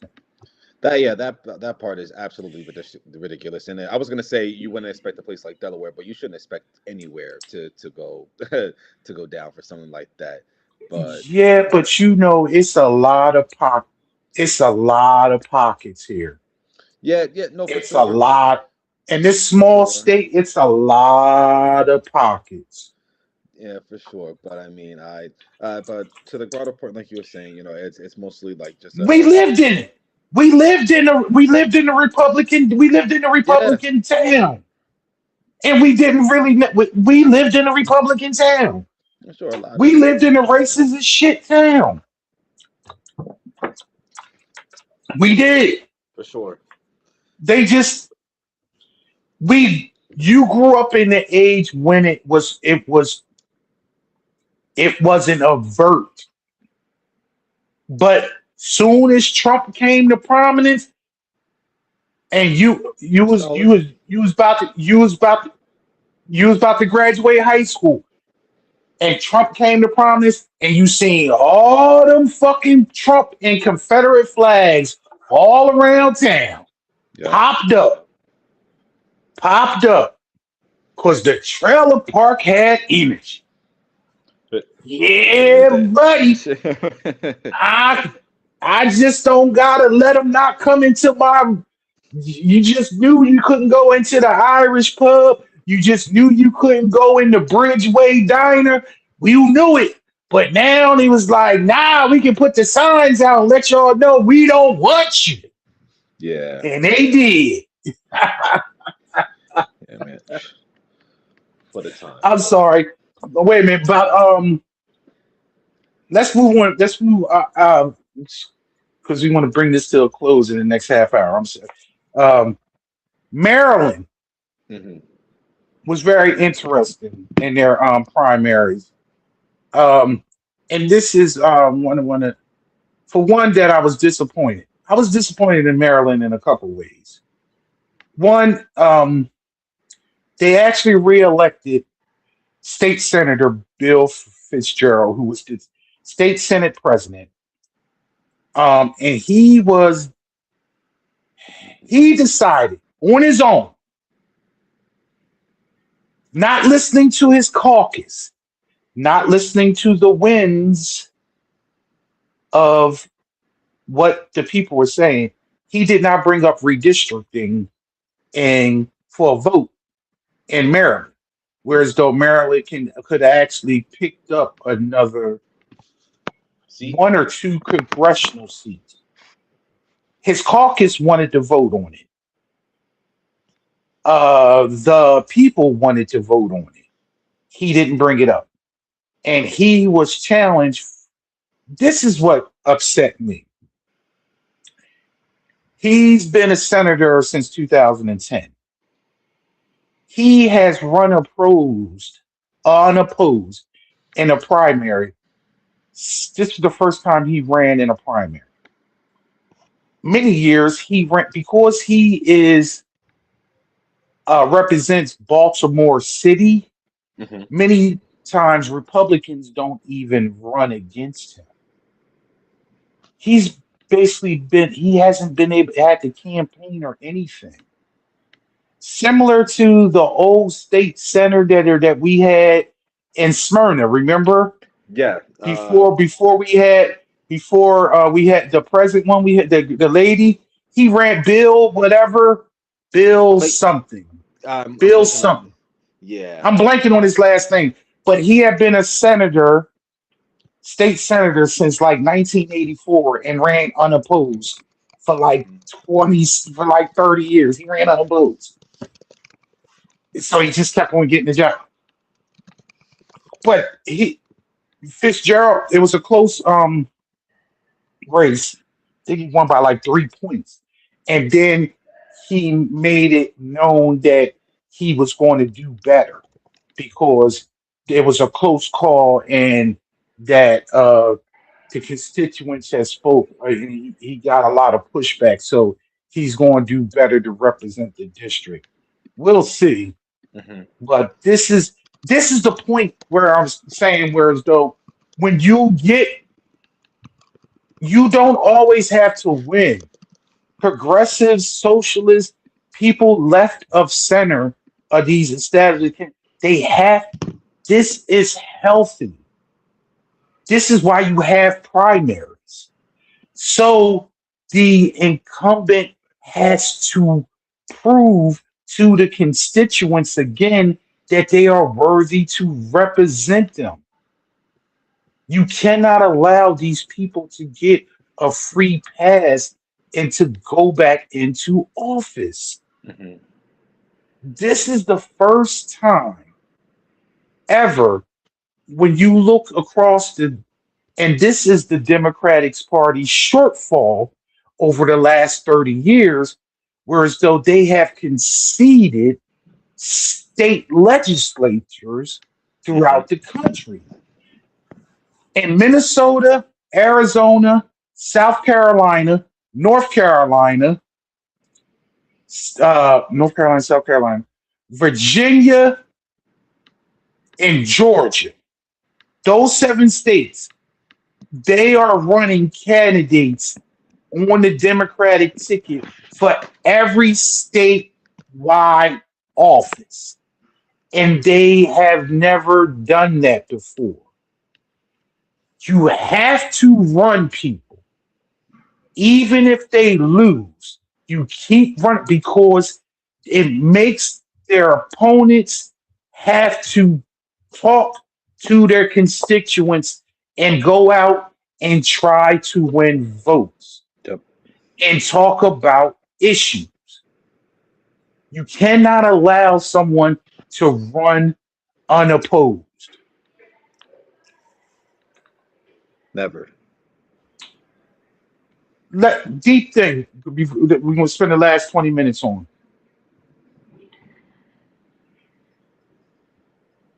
Hakeem Jeffries says something very, I felt poignant. One thing that I did agree with him with, and I want you to hear this. Is this something he said recently after the results on He Tuesday? said after the loss. Gotcha. What he said after the loss, I agree totally with him. And he said it was on Wednesday. He's interviewed about, they brought up Mayor Mardani. He Mhm. said, and the ones that he Mardani back won, the ones that he back lost. And Yeah. he said, I am the Democratic caucus leader.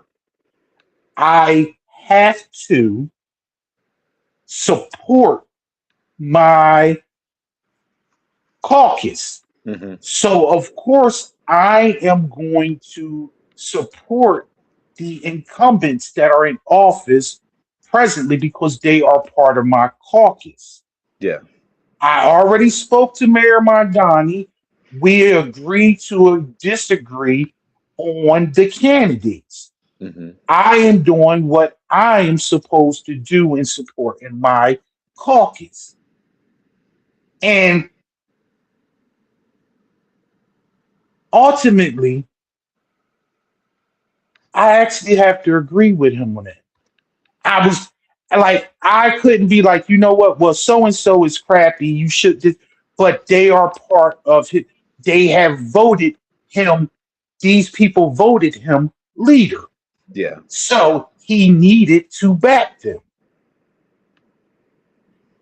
What I don't agree with him with was how he downplayed that it's only 3 members out of New York. We're Yeah. a caucus of 215. 3 people will not make a difference in the bigger picture of the caucus. I say to you, and this is what I text you before they even won, and I think, or maybe it was after they won. All that you need in power within a caucus is 10 to 15 people. All you need is a voting block. Mhm. If your voting block is strong, then they have to come to you for your vote and negotiate. Not like those 3 are going to actually not be the only 3. No, There are they're 3 joining so some. far. They could be, you could be, Kiros in Colorado will be a 4th one. Mhm. Then you could talk about Chris Rabb. Presley. You can talk about Chris Rabb in Pennsylvania. You can talk about What's her name? Mendez and or it was who just won in New Jersey. Mendez in New Jersey. Yes, Yeah. New Jersey. Not Mendez. Yeah, yeah. Not Mendez. I'm blanking on the name, but yeah. I'm like, I know. Yeah, she just won. Then you talking about also Ro Khanna, Yep. Yep. Rashida Tlaib, Jayapal. Yep. Ilhan. Oh, These are all Omar. these are progressives. Yeah. AOC. Now, this is the thing. AOC is not as left as these people are. And I will tell you, AOC was where she was, but she got smacked down by fucking Nancy Pelosi. Yeah. Which is And yes. but she played, but this is the thing. She played the game. And that's which I brought up. She was smart. She with played her the game. with her lack of endorsements against these incumbents as well. It's a part. But of as soon as they won, she came out. But she played the game because guess what? She saw her crew got dismantled. Yeah. The squad got dismantled. So she's playing the game. But guess what? If it's 5, 6, 7, 8, if it's 10, 12, now she can she's still progressive. Yeah. But she just downplayed her rhetoric so she can stay, so she wouldn't get ostracized because one thing that Pelosi was and Hakeem Jeffries is not. Pelosi had ultimate power. For sure. Yeah. And control over She had she. I will say this, and it's been brought up, and I want to know how you feel about this because I didn't discuss this with you. But people are saying, and I believe it to be true, Democrats probably will win the House. I'm not sure if Jeffries is going to be the speaker.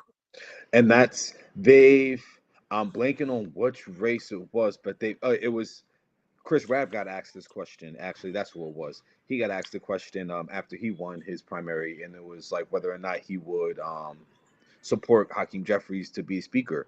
And yeah, basically he just gave kind of a milquetoast answer on whether basically he is the guy, and until no one's currently standing up and challenging him, so he's he's not supporting a challenger because no one's currently challenging him. Is basically the takeaway that I got from it. But I don't think he's strong enough. It's funny. I don't think he's strong enough to be the leader of the House that the Democratic Party needs and that the country needs right now. But I also think it'll be very hard for the Democratic Party to sell not having Hakeem Jeffries be the guy, because not being the first black speaker of the House. Yes, because especially because he just became the leader of the Democrats in the House. So it's kind of so you gave me this power when I wasn't actually speaker. So when it was kind of only just, you know what I mean? The three people, those three motherfuckers. Sorry, Mama. Pelosi, Hoyer, and Clyburn stepped aside when they were not in the majority anymore. Mm-hmm.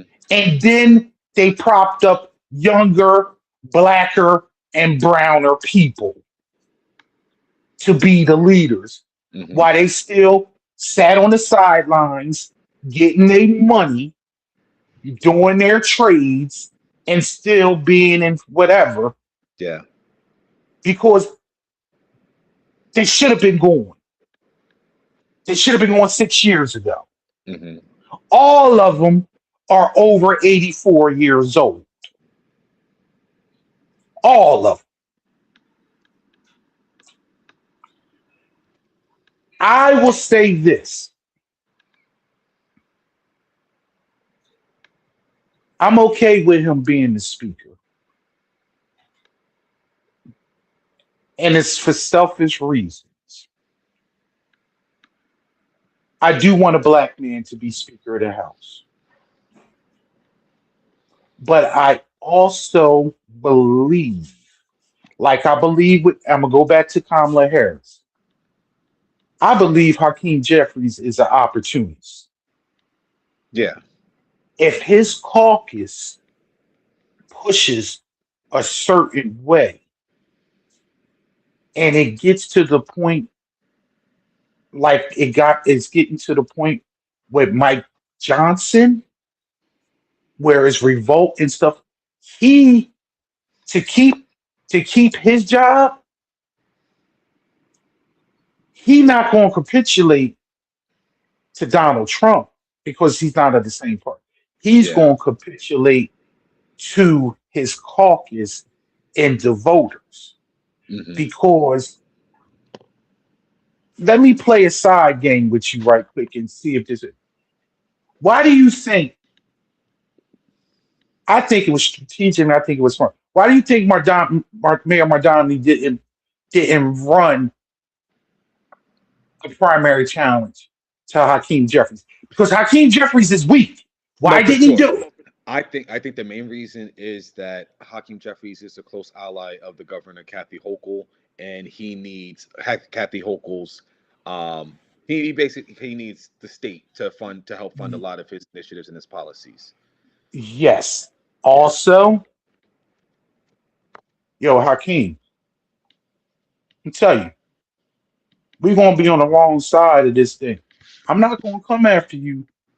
He's like, I'm not gonna come after you in 26, Hmm. but I'm going to get some people in.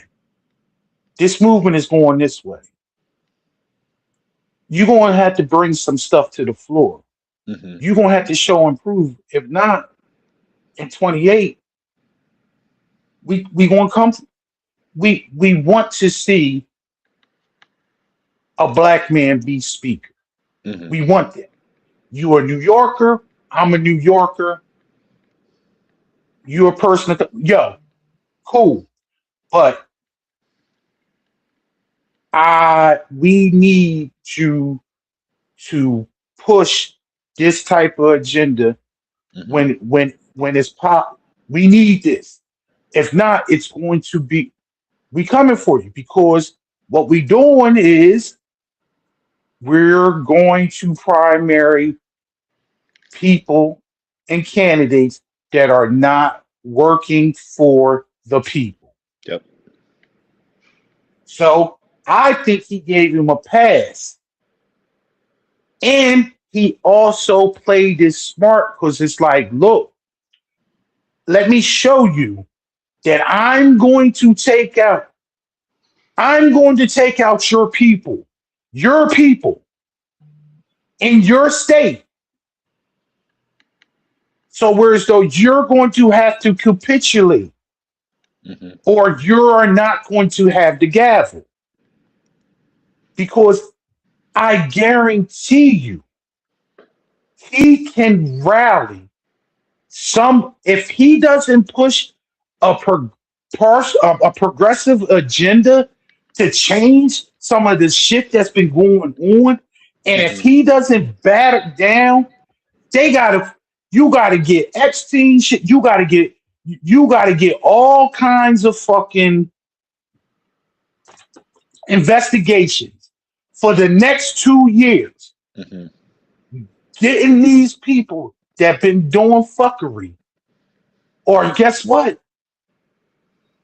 We don't want you. We will primary you. I'm telling you.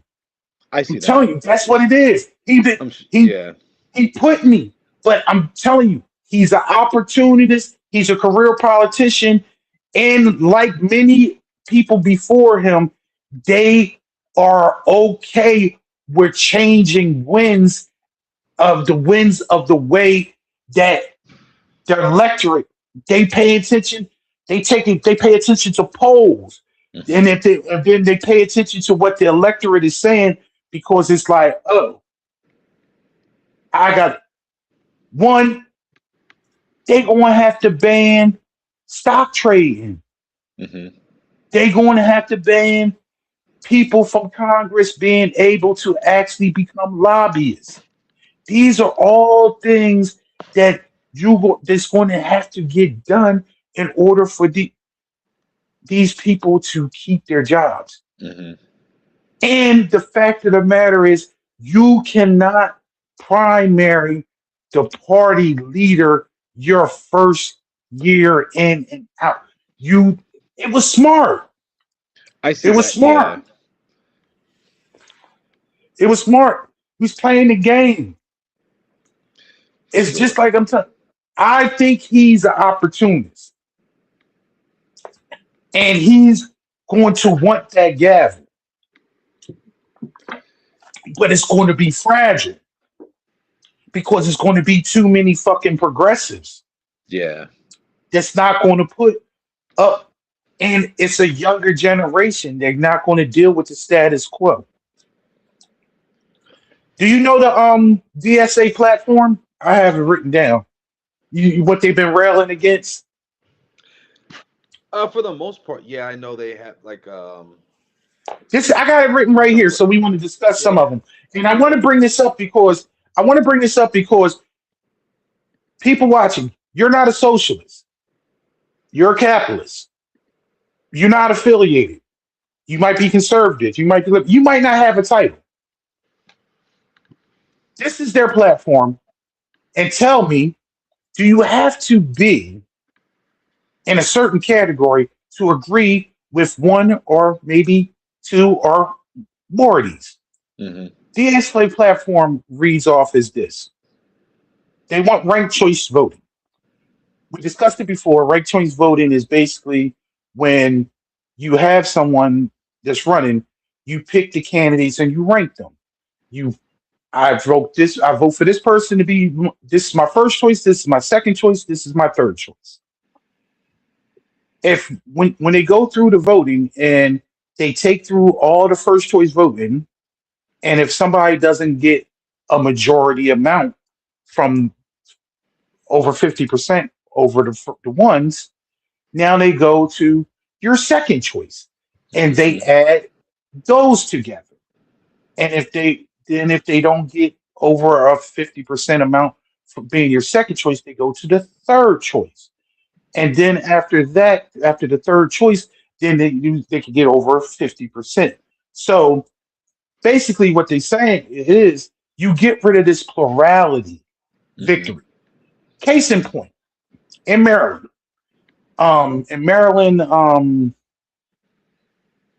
Sit, Story Horror's old district. He's retiring. He was the 84-year-old. He used to be the majority leader. Hmm. He's been running his.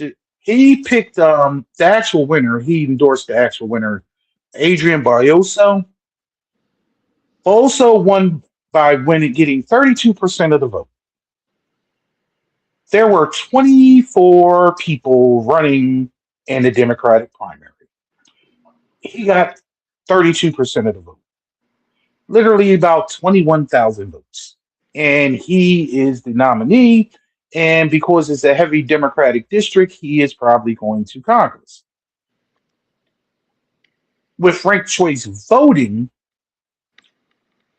people would have been, first of all, we have to do something about this shit anyway. Yeah. And I understand that people should be able to run, whoever should be able to run, if they record for this, that 23 fucking people, my man. 20 of those people knew didn't have a chance to win. Mhm. Only the top three people garnished over 90% of the vote. The bottom 20 only got 10% combined. Hmm. This is another thing that APAC and other PACs do. They pay candidates to stay on the ballot, even Hmm. though they know they don't have a chance to win. So, whereas though they split the vote up, so their preferred candidate can win. I don't think it should not be any more than 5 people running in a primary.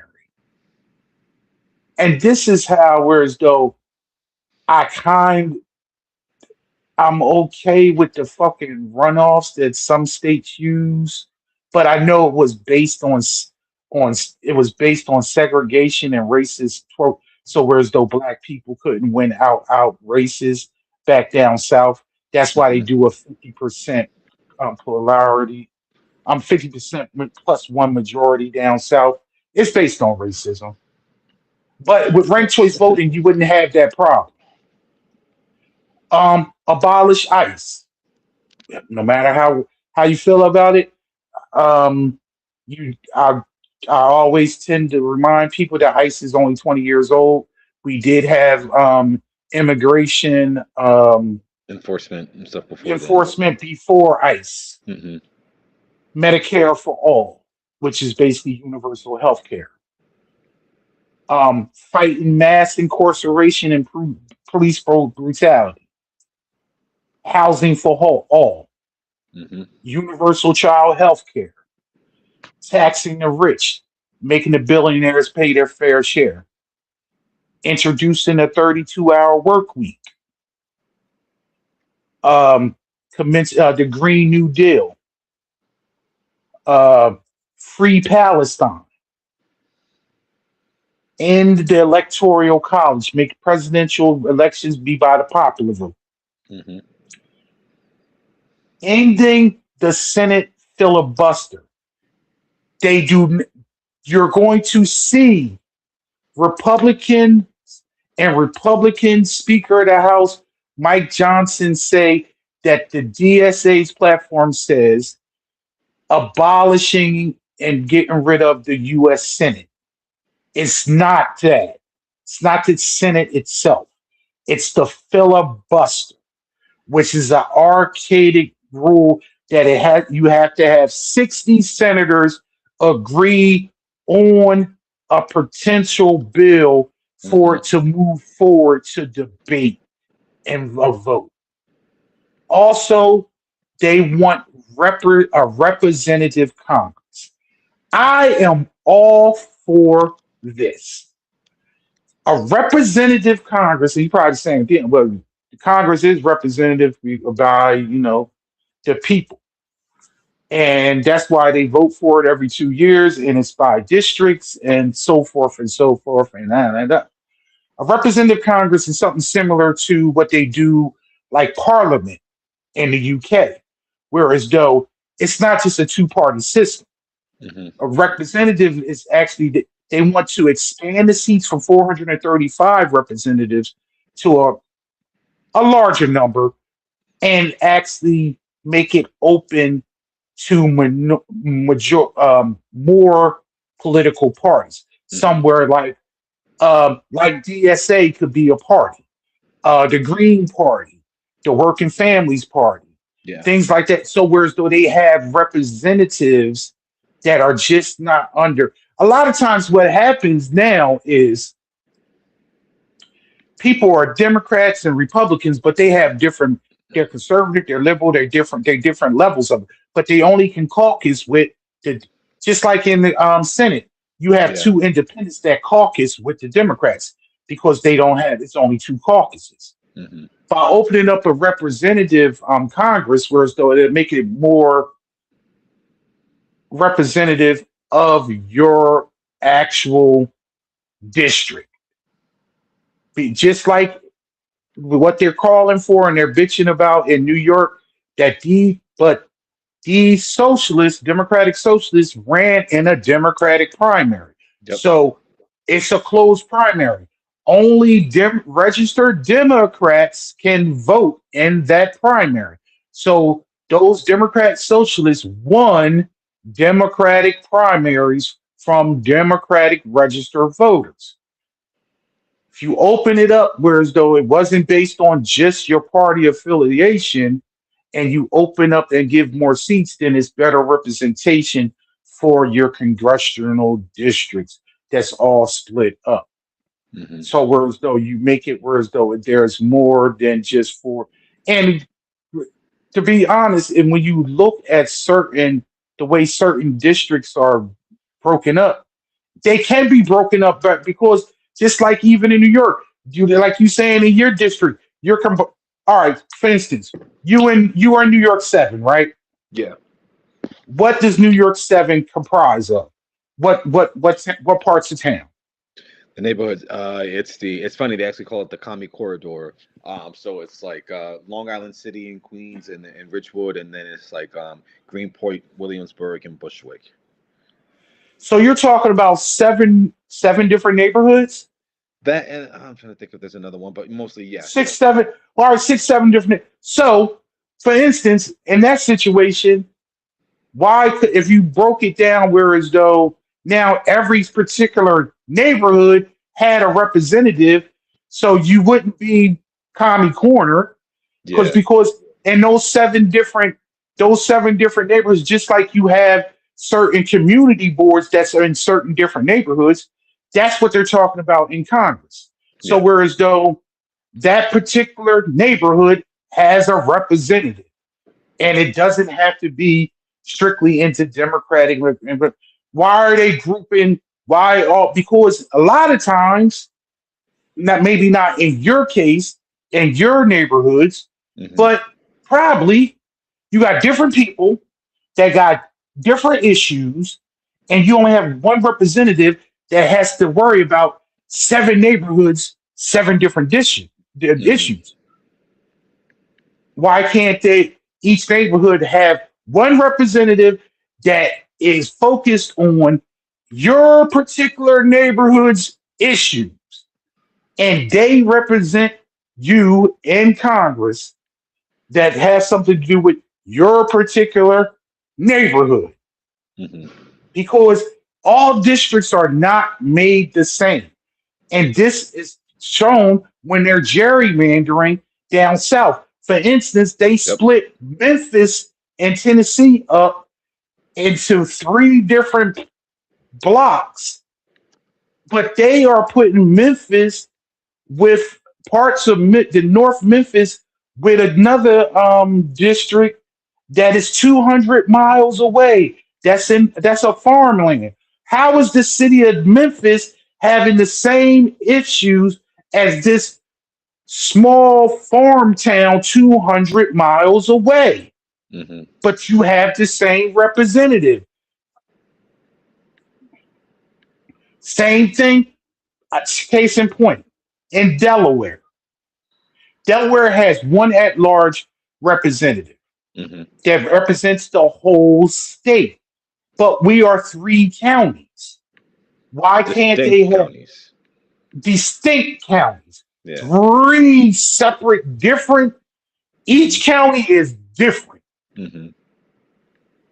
One county is more urban, cities, and affluent. Most of the money is up north. The middle county is suburban, city, suburban, not really. Third county, farmland. Desolate, Completely. Yeah. small population. Why can't you have representation for each county? So whereas though no, I'm talking national representation from each county. Hmm. Especially it'd be more.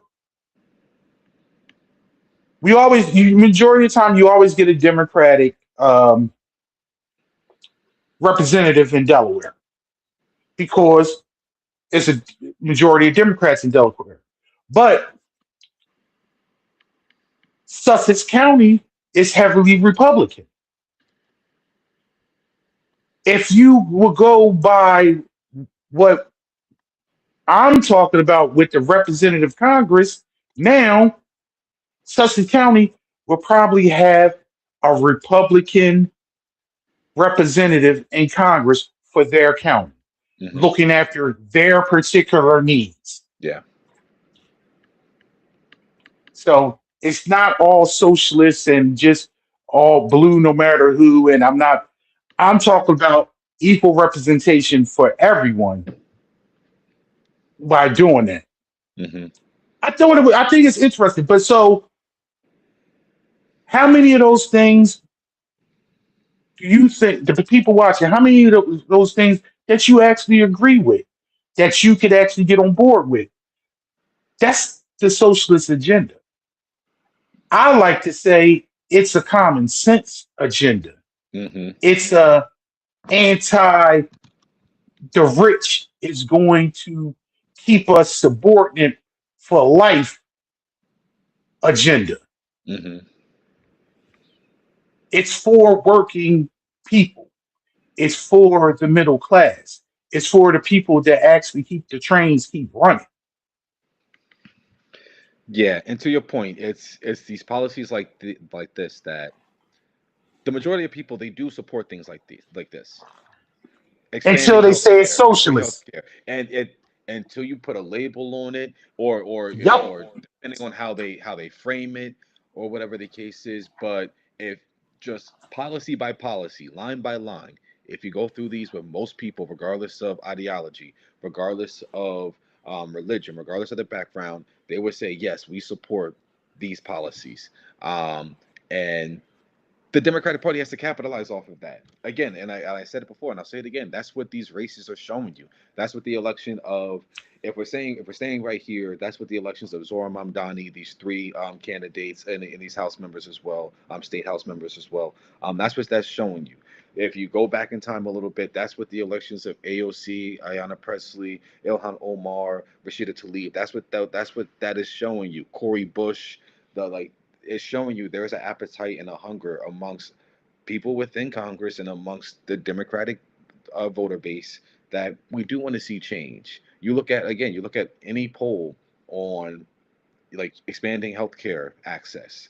You look at any poll on education and how we need to be doing more to get people out of student loan debt and make college more affordable. You look at anything when it comes to transportation, when it comes to again transportation, education, housing, when it comes to elder care, so social security, when it comes to things like this, there's solutions and policies that people at large agree on and would agree on. However, depending on how it's framed to you, depending on who you're hearing it from, depending on who's saying it, it could be a boogeyman thing and a bad thing. And again, ultimately, we need more people, more candidates standing up, running for these kind of policies, running for these beliefs, and we need a Democratic Party and leaders within the Democratic Party that are going to support these people and not call them out and not say that they need to just go and form their own party. In addition to Jamie Harrison and Josh Gottheimer and Tom Suozzi, coming out against these new candidates.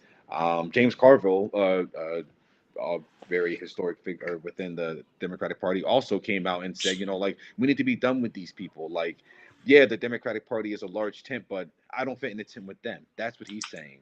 He's saying, he can fit in the It don't matter. It don't matter. He'll be dead soon anyway, so it doesn't matter.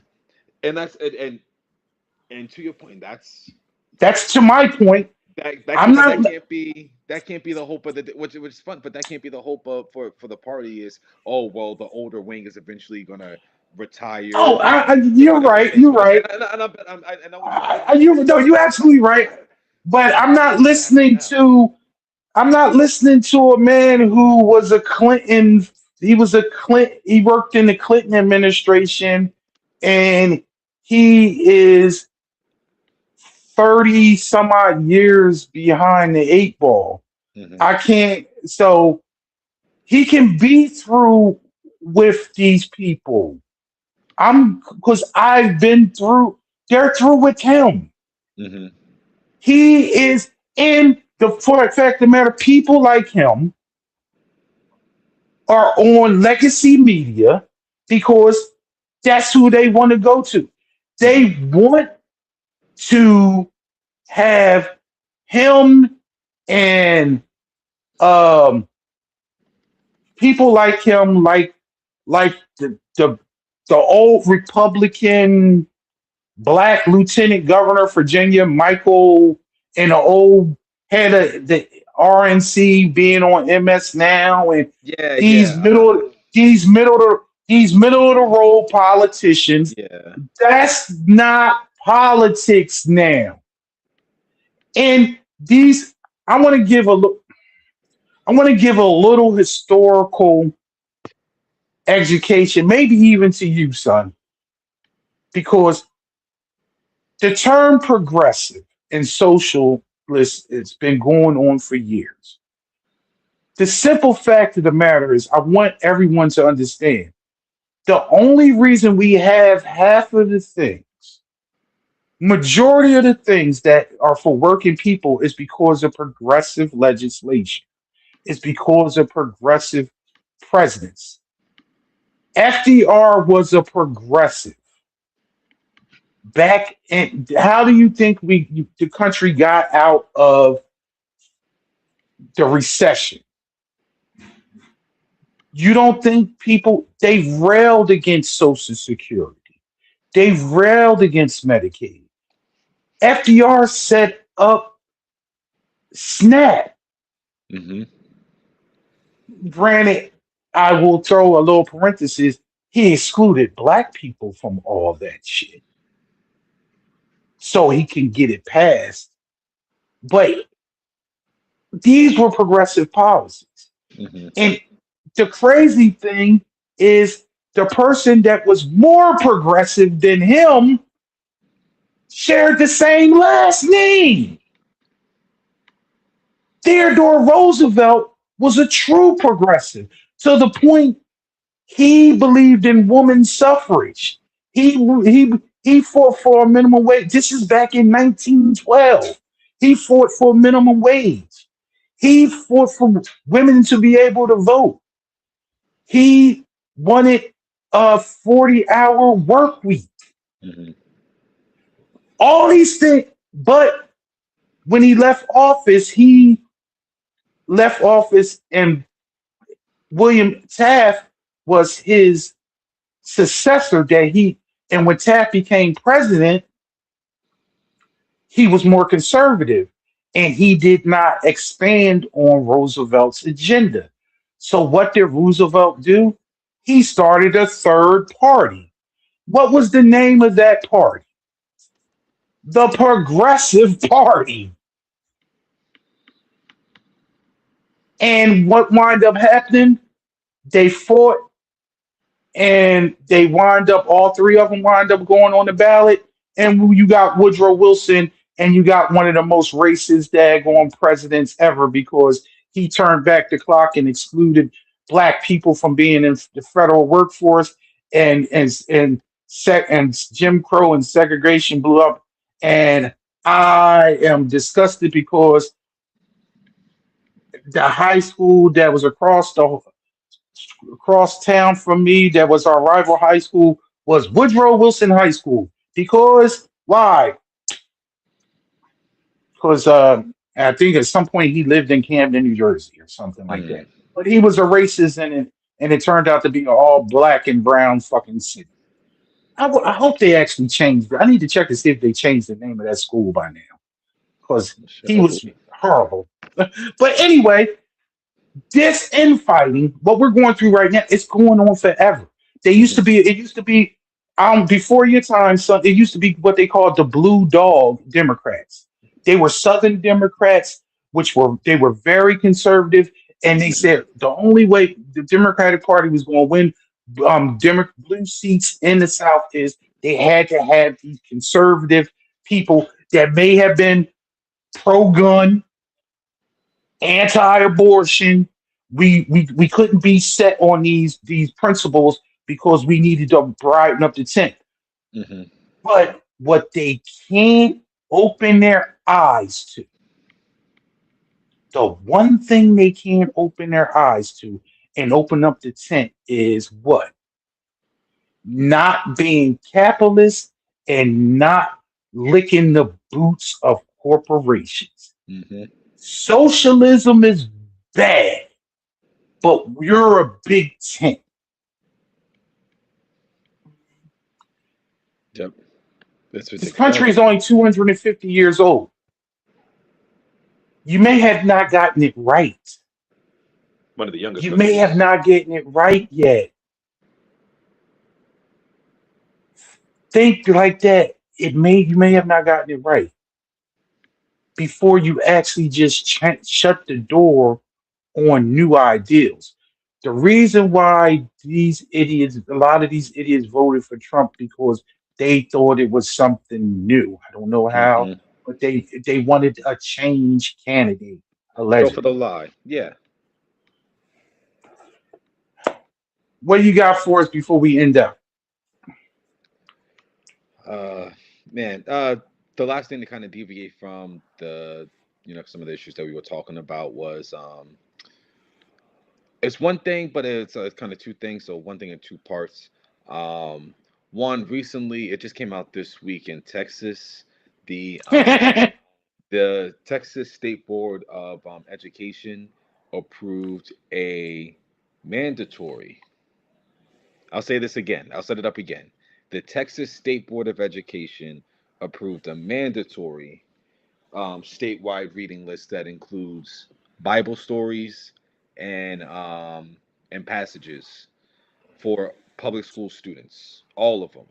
And this Mhm. curriculum change makes Texas the first state in the nation that requires biblical literature and stories across multiple grade levels. So, and as early as elementary school, Students will be expected to read stories like David and Goliath and passages from like the books of Exodus, and then older students are going to read specific passages and parables and excerpts about Jesus and all of that. And it's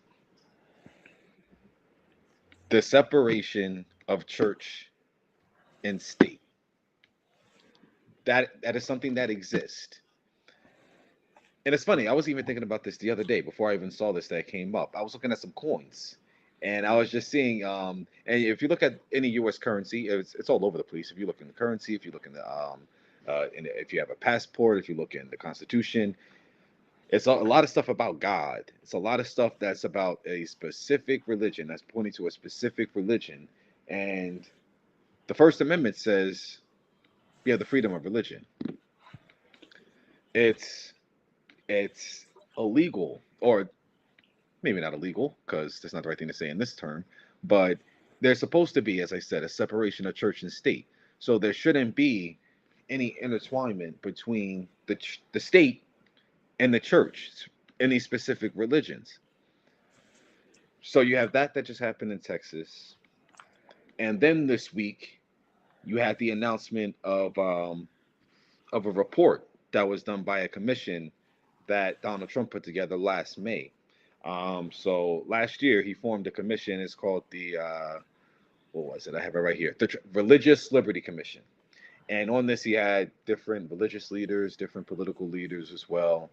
And what they were doing is they were exploring the impact that religion has on society, on the founding fathers and how they shaped the country, and how religion should have impact on society, as we move forward. So the report in the commission is chaired by the Lieutenant Governor of Oh, Texas, yeah, Dan Patrick. Um, he's a and woozy. yeah, and basically they're finding what they came back with um, is we need to get rid of the separation of church and state, and we need to bridge, the relationship and the gap between the church and the state. And what that is kind of just like outcomes like what happened in Texas. We need more prayer and Bibles in schools.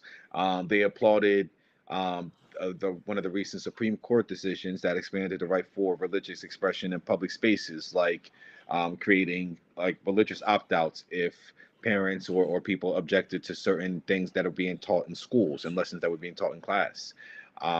They're trying to eliminate an amendment that forbids political activities by tax exempt religious groups.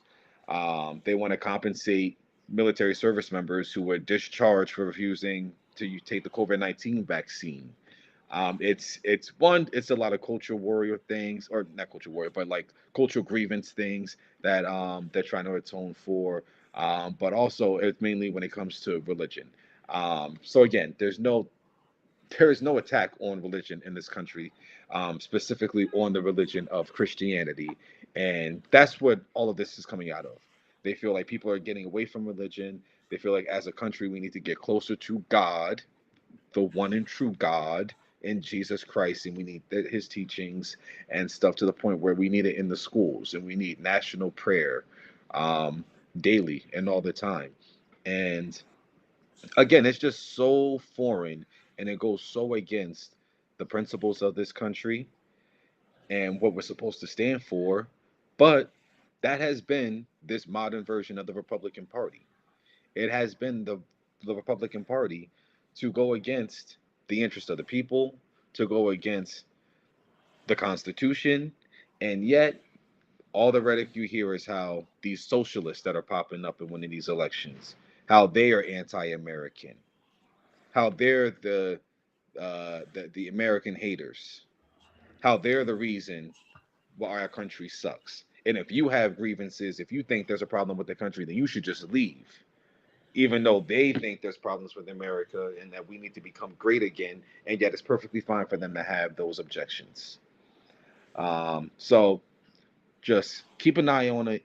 And whatever your religion is, you shouldn't be for this. And it's funny that it happened in Texas, because in Texas, that's one of the main states where there's a lot of the anti-Muslim sentiment going on, and how they're so afraid of Sharia law being imposed.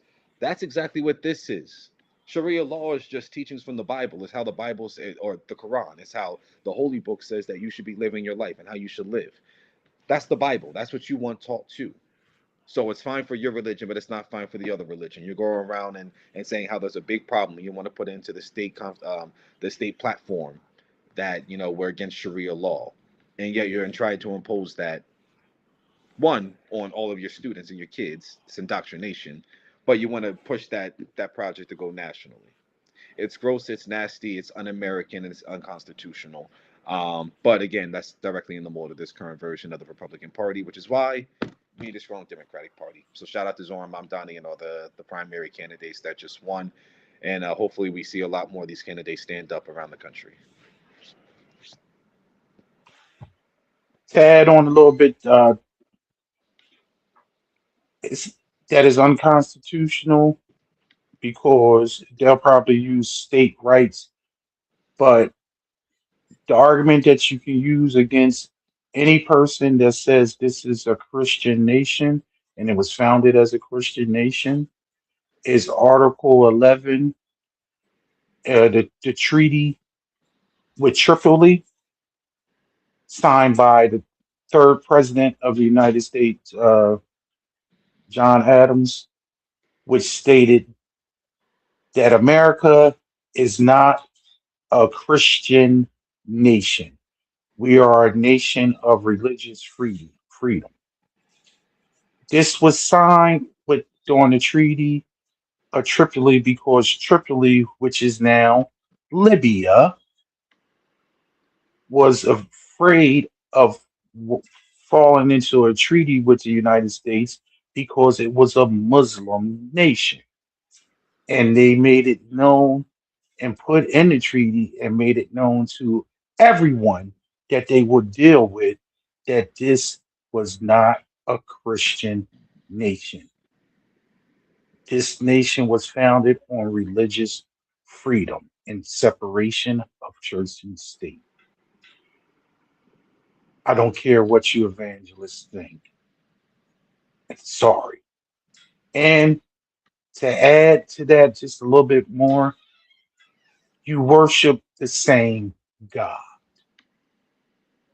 You just use a different book. Mm-hmm. Muslims do not worship the Prophet Muhammad as God. Their God is God. Muhammad is a prophet. They respect Jesus as a prophet, as the Son of God. If you read something, you would know these things.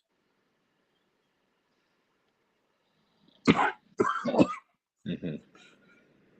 Sorry. My last point is about Texas also. As Texas goes, America goes. And I say that because the backlash is coming from outside of Texas. Jasmine Crockett, representative who ran for Senate and lost Mm-hmm. to James Tallarico. She is getting backlash because, well, she is not campaigning for James Tallarico, but she's going around the country campaigning for other Democrats. Yeah. Also, a lot of progressives, people on the left, what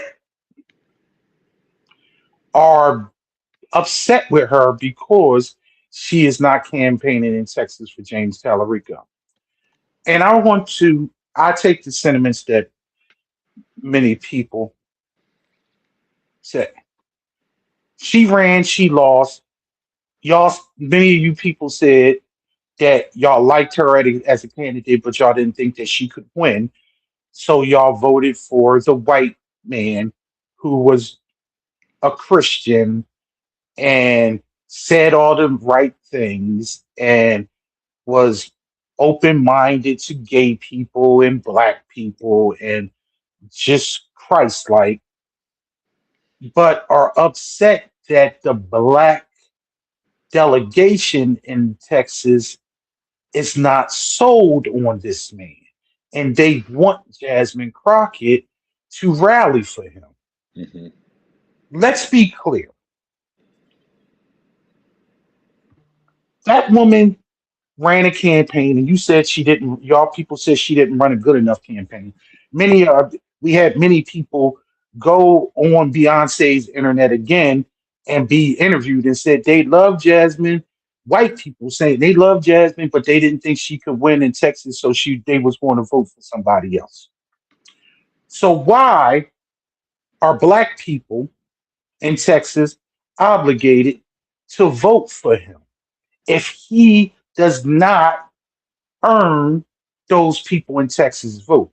Now, granted, in the last week now, he's starting to go to black churches. He's starting to do things and try to reach out to the black people. But Jasmine Crockett can do for one, on the night that she lost, she conceded and she did endorse Tellerico that night Hmm. in her statement. For her to be able to be going up and down Texas, that woman, first of all, she's still a member of Congress. Second of all, she's trying to get some people and campaigning for other people. I don't agree with the people that she campaigning with for. Yeah. I didn't agree with the Wesley Bell, and Hmm. I didn't agree with the governor in California. But so be it, because she is a limited progressive in my because she's still Texas and she took APAC money and she's all about the oil shit. So it's just like she don't fall into everything, all the boxes that I would want. Yeah. But I understand her being where she's from and where her dish she follows those policies. Yeah. But make it where as though this black woman is obligated Hmm. to endorse and run up and down for the opponent you wouldn't ask no white person to do that. Did she endorsed him the night of? Y'all said this is your candidate. He needs to sell himself to Crockett constituents. Hmm. End of story. It's not her job to sit there and tell the people that voted for her to vote for him like these jokers do. We need to. I've seen plenty of people with Republicans. We need to just come together as one now and support our candidate. Just fuck that. You earn my vote. You don't get anything because you got a D or R next to your name. Hmm. I didn't vote for you in the primary. You need to sell me why I need to vote for you in the general. I don't think it's anything but a witch hunt, and it's just unfair to. And if you don't like her, fine. But the bottom line is she doesn't owe anyone anything when it comes because you already picked your candidate. Obviously, that wasn't her candidate. She ran against him. Hmm. If she thought he was such a strong candidate, and granted, they don't have too much daylight between them on the policies. They didn't. They Yeah. truly didn't. So, but you chose this one. Go with it. You got anything to add to that? I was to say, yeah. I mean, to your point, it's not on her. Like you said, she ran, she was running against him, so it's not on her. And I also, to your point, I don't agree with some of the candidates that she is going around and endorsing. Becerra out in California, like you said, Wesley Bell. Like there's certain candidates that, especially for the candidate she tried to portray herself to be, is kind of her endorsements are kind of But putting she's them APAC going against born. that. But and She's that's an APAC. She's an APAC and candidate. And that's the thing. And She was very, and she was at first, and she was quiet because she was quiet on the issue of Israel. So like I don't think she was too pro anything, but she was just, I'm just not gonna say anything. That was her. But obviously it's a big it's a big, issue within the Democratic Party, but also, you're running for Senate, so you're gonna get questions on it. So then she had to basically pick a position and say something. But I think her thing was APAC and also crypto too. And yep. she's taking a lot of money from these from the crypto lobby. So I think both of those issues kind of clouded her judgment and stuff. I don't know, but I agree with your point that it's not on her to go around to campaign for, especially, I mean, I don't, I feel like to they're unfair to the losing candidates when they do that. I do understand, like, yes, like now we have to move forward as a party. I do understand that, but it shouldn't be on that one specific person. They tried to do that with Bernie Sanders when he lost to Hillary Clinton back in 2016. Both times. Even though he actually did campaign for both Hillary Clinton and also Joe Biden, not only campaigned and endorsed, They stole. endorsed them. They stole the nominations both times. Yeah, Bernie Sanders should have been the nominee both both times. both And times. guess what? They may have lost. They may have, but they did lose again in 16. And they may have lost in 20 also. But he should have been the nominee. I They've would rigged it. He should have been the nominee. I would say he could. Mm, they had a shot to win in 2016. I do believe if that was Bernie Sanders and not Hillary Clinton, I think Hillary Clinton, even though she won the popular vote, she didn't win in those specific states because She didn't campaign. because she didn't campaign appropriately there. Bernie Sanders had a presence in Michigan. He had a presence in Pennsylvania. He had a presence in a lot of these swing states. And they also, as much as people were voting for Donald Trump as the change candidate, they were also voting. There were a lot of people who voted against Hillary Clinton or stayed home because they did not like Hillary Clinton Yes. specifically.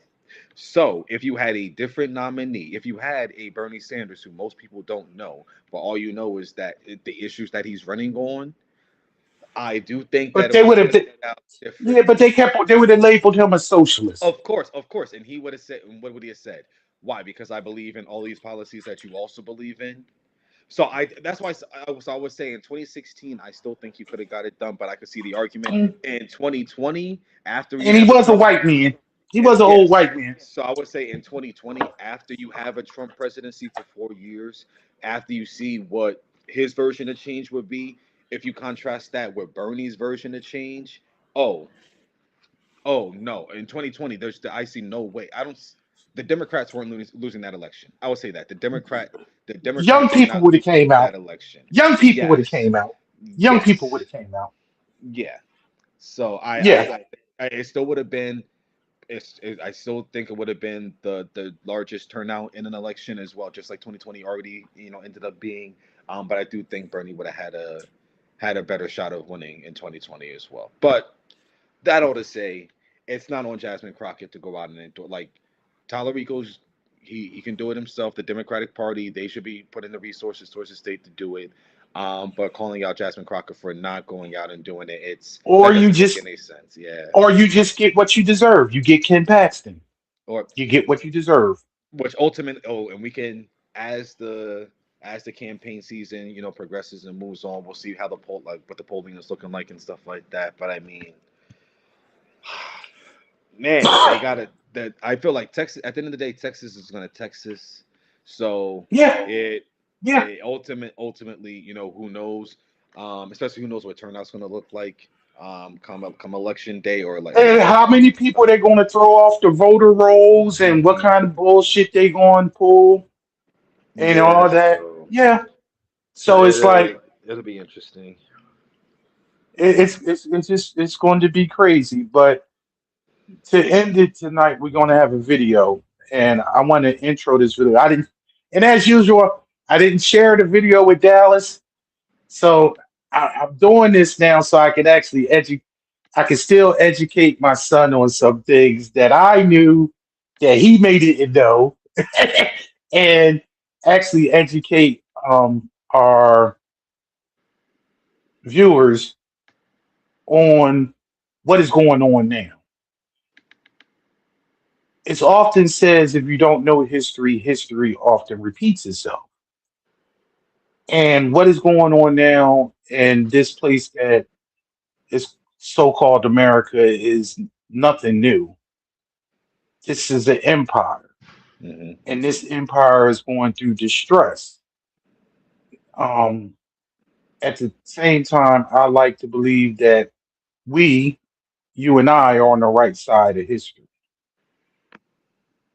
30 years from now, being progressive and having a left mindset is going to be a norm. And you actually come out of these dark times in sunlight and emerge in a different place. Sometimes, especially when you're dealing with, like I said, next week, this week coming up, this country will be celebrating 250 years. It's a very, very young nation. And in all actuality, everyone in this nation didn't have complete rights until the last 60 years. Interesting. Dallas, do you know that your father is the first person in your lineage actually born?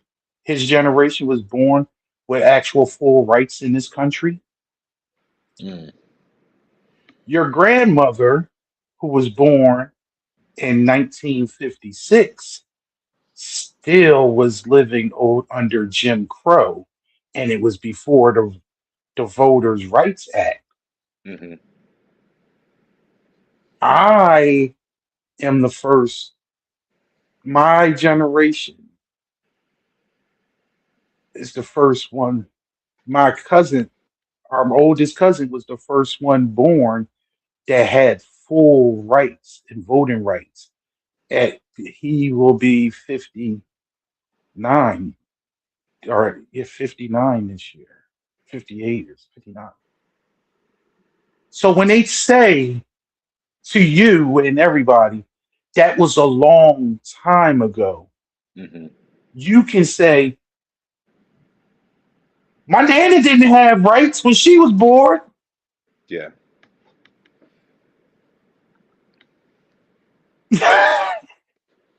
I'm smiling and laughing, and he's not because he's taking in how serious that is. And you wonder why, when you was a kid and when y'all was kids, I would take y'all to the polls with me when I would go vote, and I instilled how important it was and how Hmm. people bled and died for this Hmm. because they did. And I knew because I heard the stories from my grandfather, my grandmother about Jim Crow South. Man, My mother didn't have rights when she was born. She did. what a shame. This is going to come to an end, like everything before it that was dirty and evil came to an end. I want I want to shout out this creator, um, the Baroness. I love her format and her channel because she educates and she talks about history and real shit that is unbiased. It's just facts, but it's just facts about the reality. Majority is to what goes on with people that look like us and what they did in history. But sometimes it's like this one, it's just talking about political structures and empires. And don't get it twisted. This country is an empire, Hmm. and it's on a teeter-tottering balance. But let's find out about empires similar to this and what happened before it. And we're gonna leave you with that, and then we'll see you next week. Awesome. Thank you.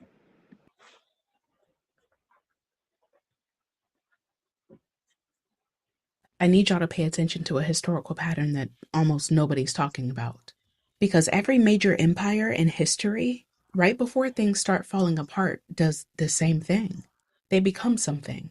Not stronger, not freer, not more democratic. Meaner, more paranoid, more obsessed with controlling people, more obsessed with enemies inside their own borders. And almost every single time, the people who lose rights first are the minorities. Political descendants, religious minorities, the people easiest to scapegoat when the empire starts panicking.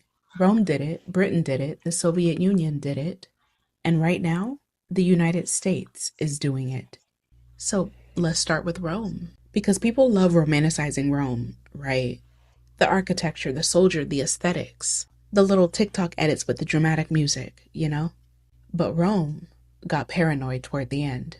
In the late 200s and early 300s, the empire became deeply paranoid about the internal enemies. One of the groups they targeted heavily? Christians.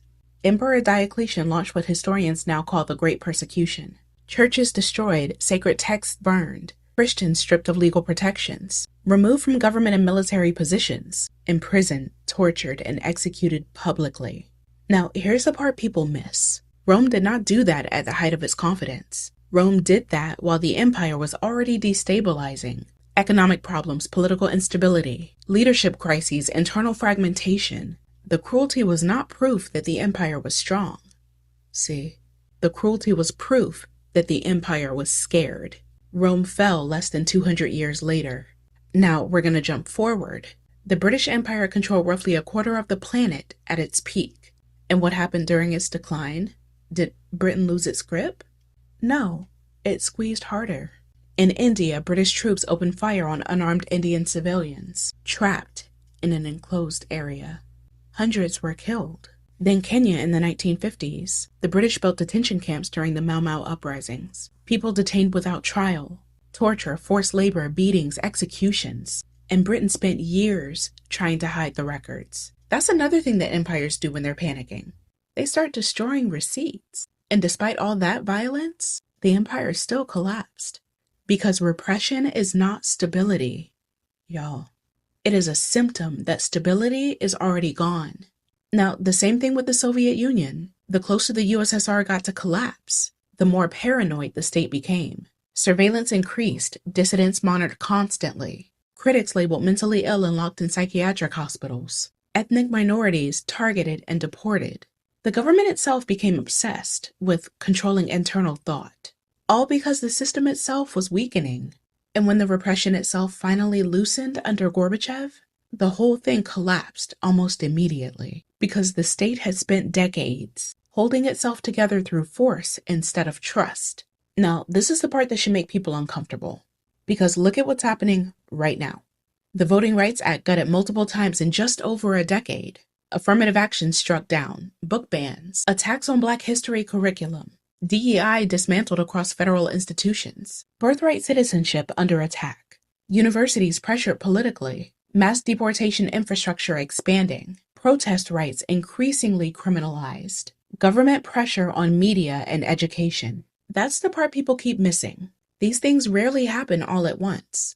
Empires do it piece by piece, slow enough for people to normalize each stage before the next one arrives. And what keeps bothering me is this. Every empire thinks that it's the exception. Rome thought Rome would last forever. Britain thought the sun would never set on the empire. The Soviet Union thought its system was permanent. All of them collapsed during the lifetime of people who thought collapse was impossible. That's why history matters. Not because history repeats itself perfectly, it doesn't, but because power repeats behavior constantly. And one of the oldest behaviors in the history of empires is this.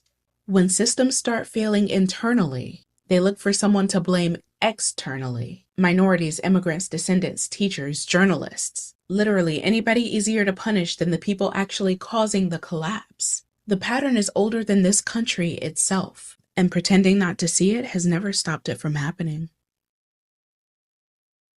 We're going to look at what we call suggestibility. The male-female dynamic. There's actually another way of thinking. Oh, wow. Thank you, brother. You Yeah. know all that. Check out Beyond the Mind, produced by Peach ENT, Fridays at 8 p.m.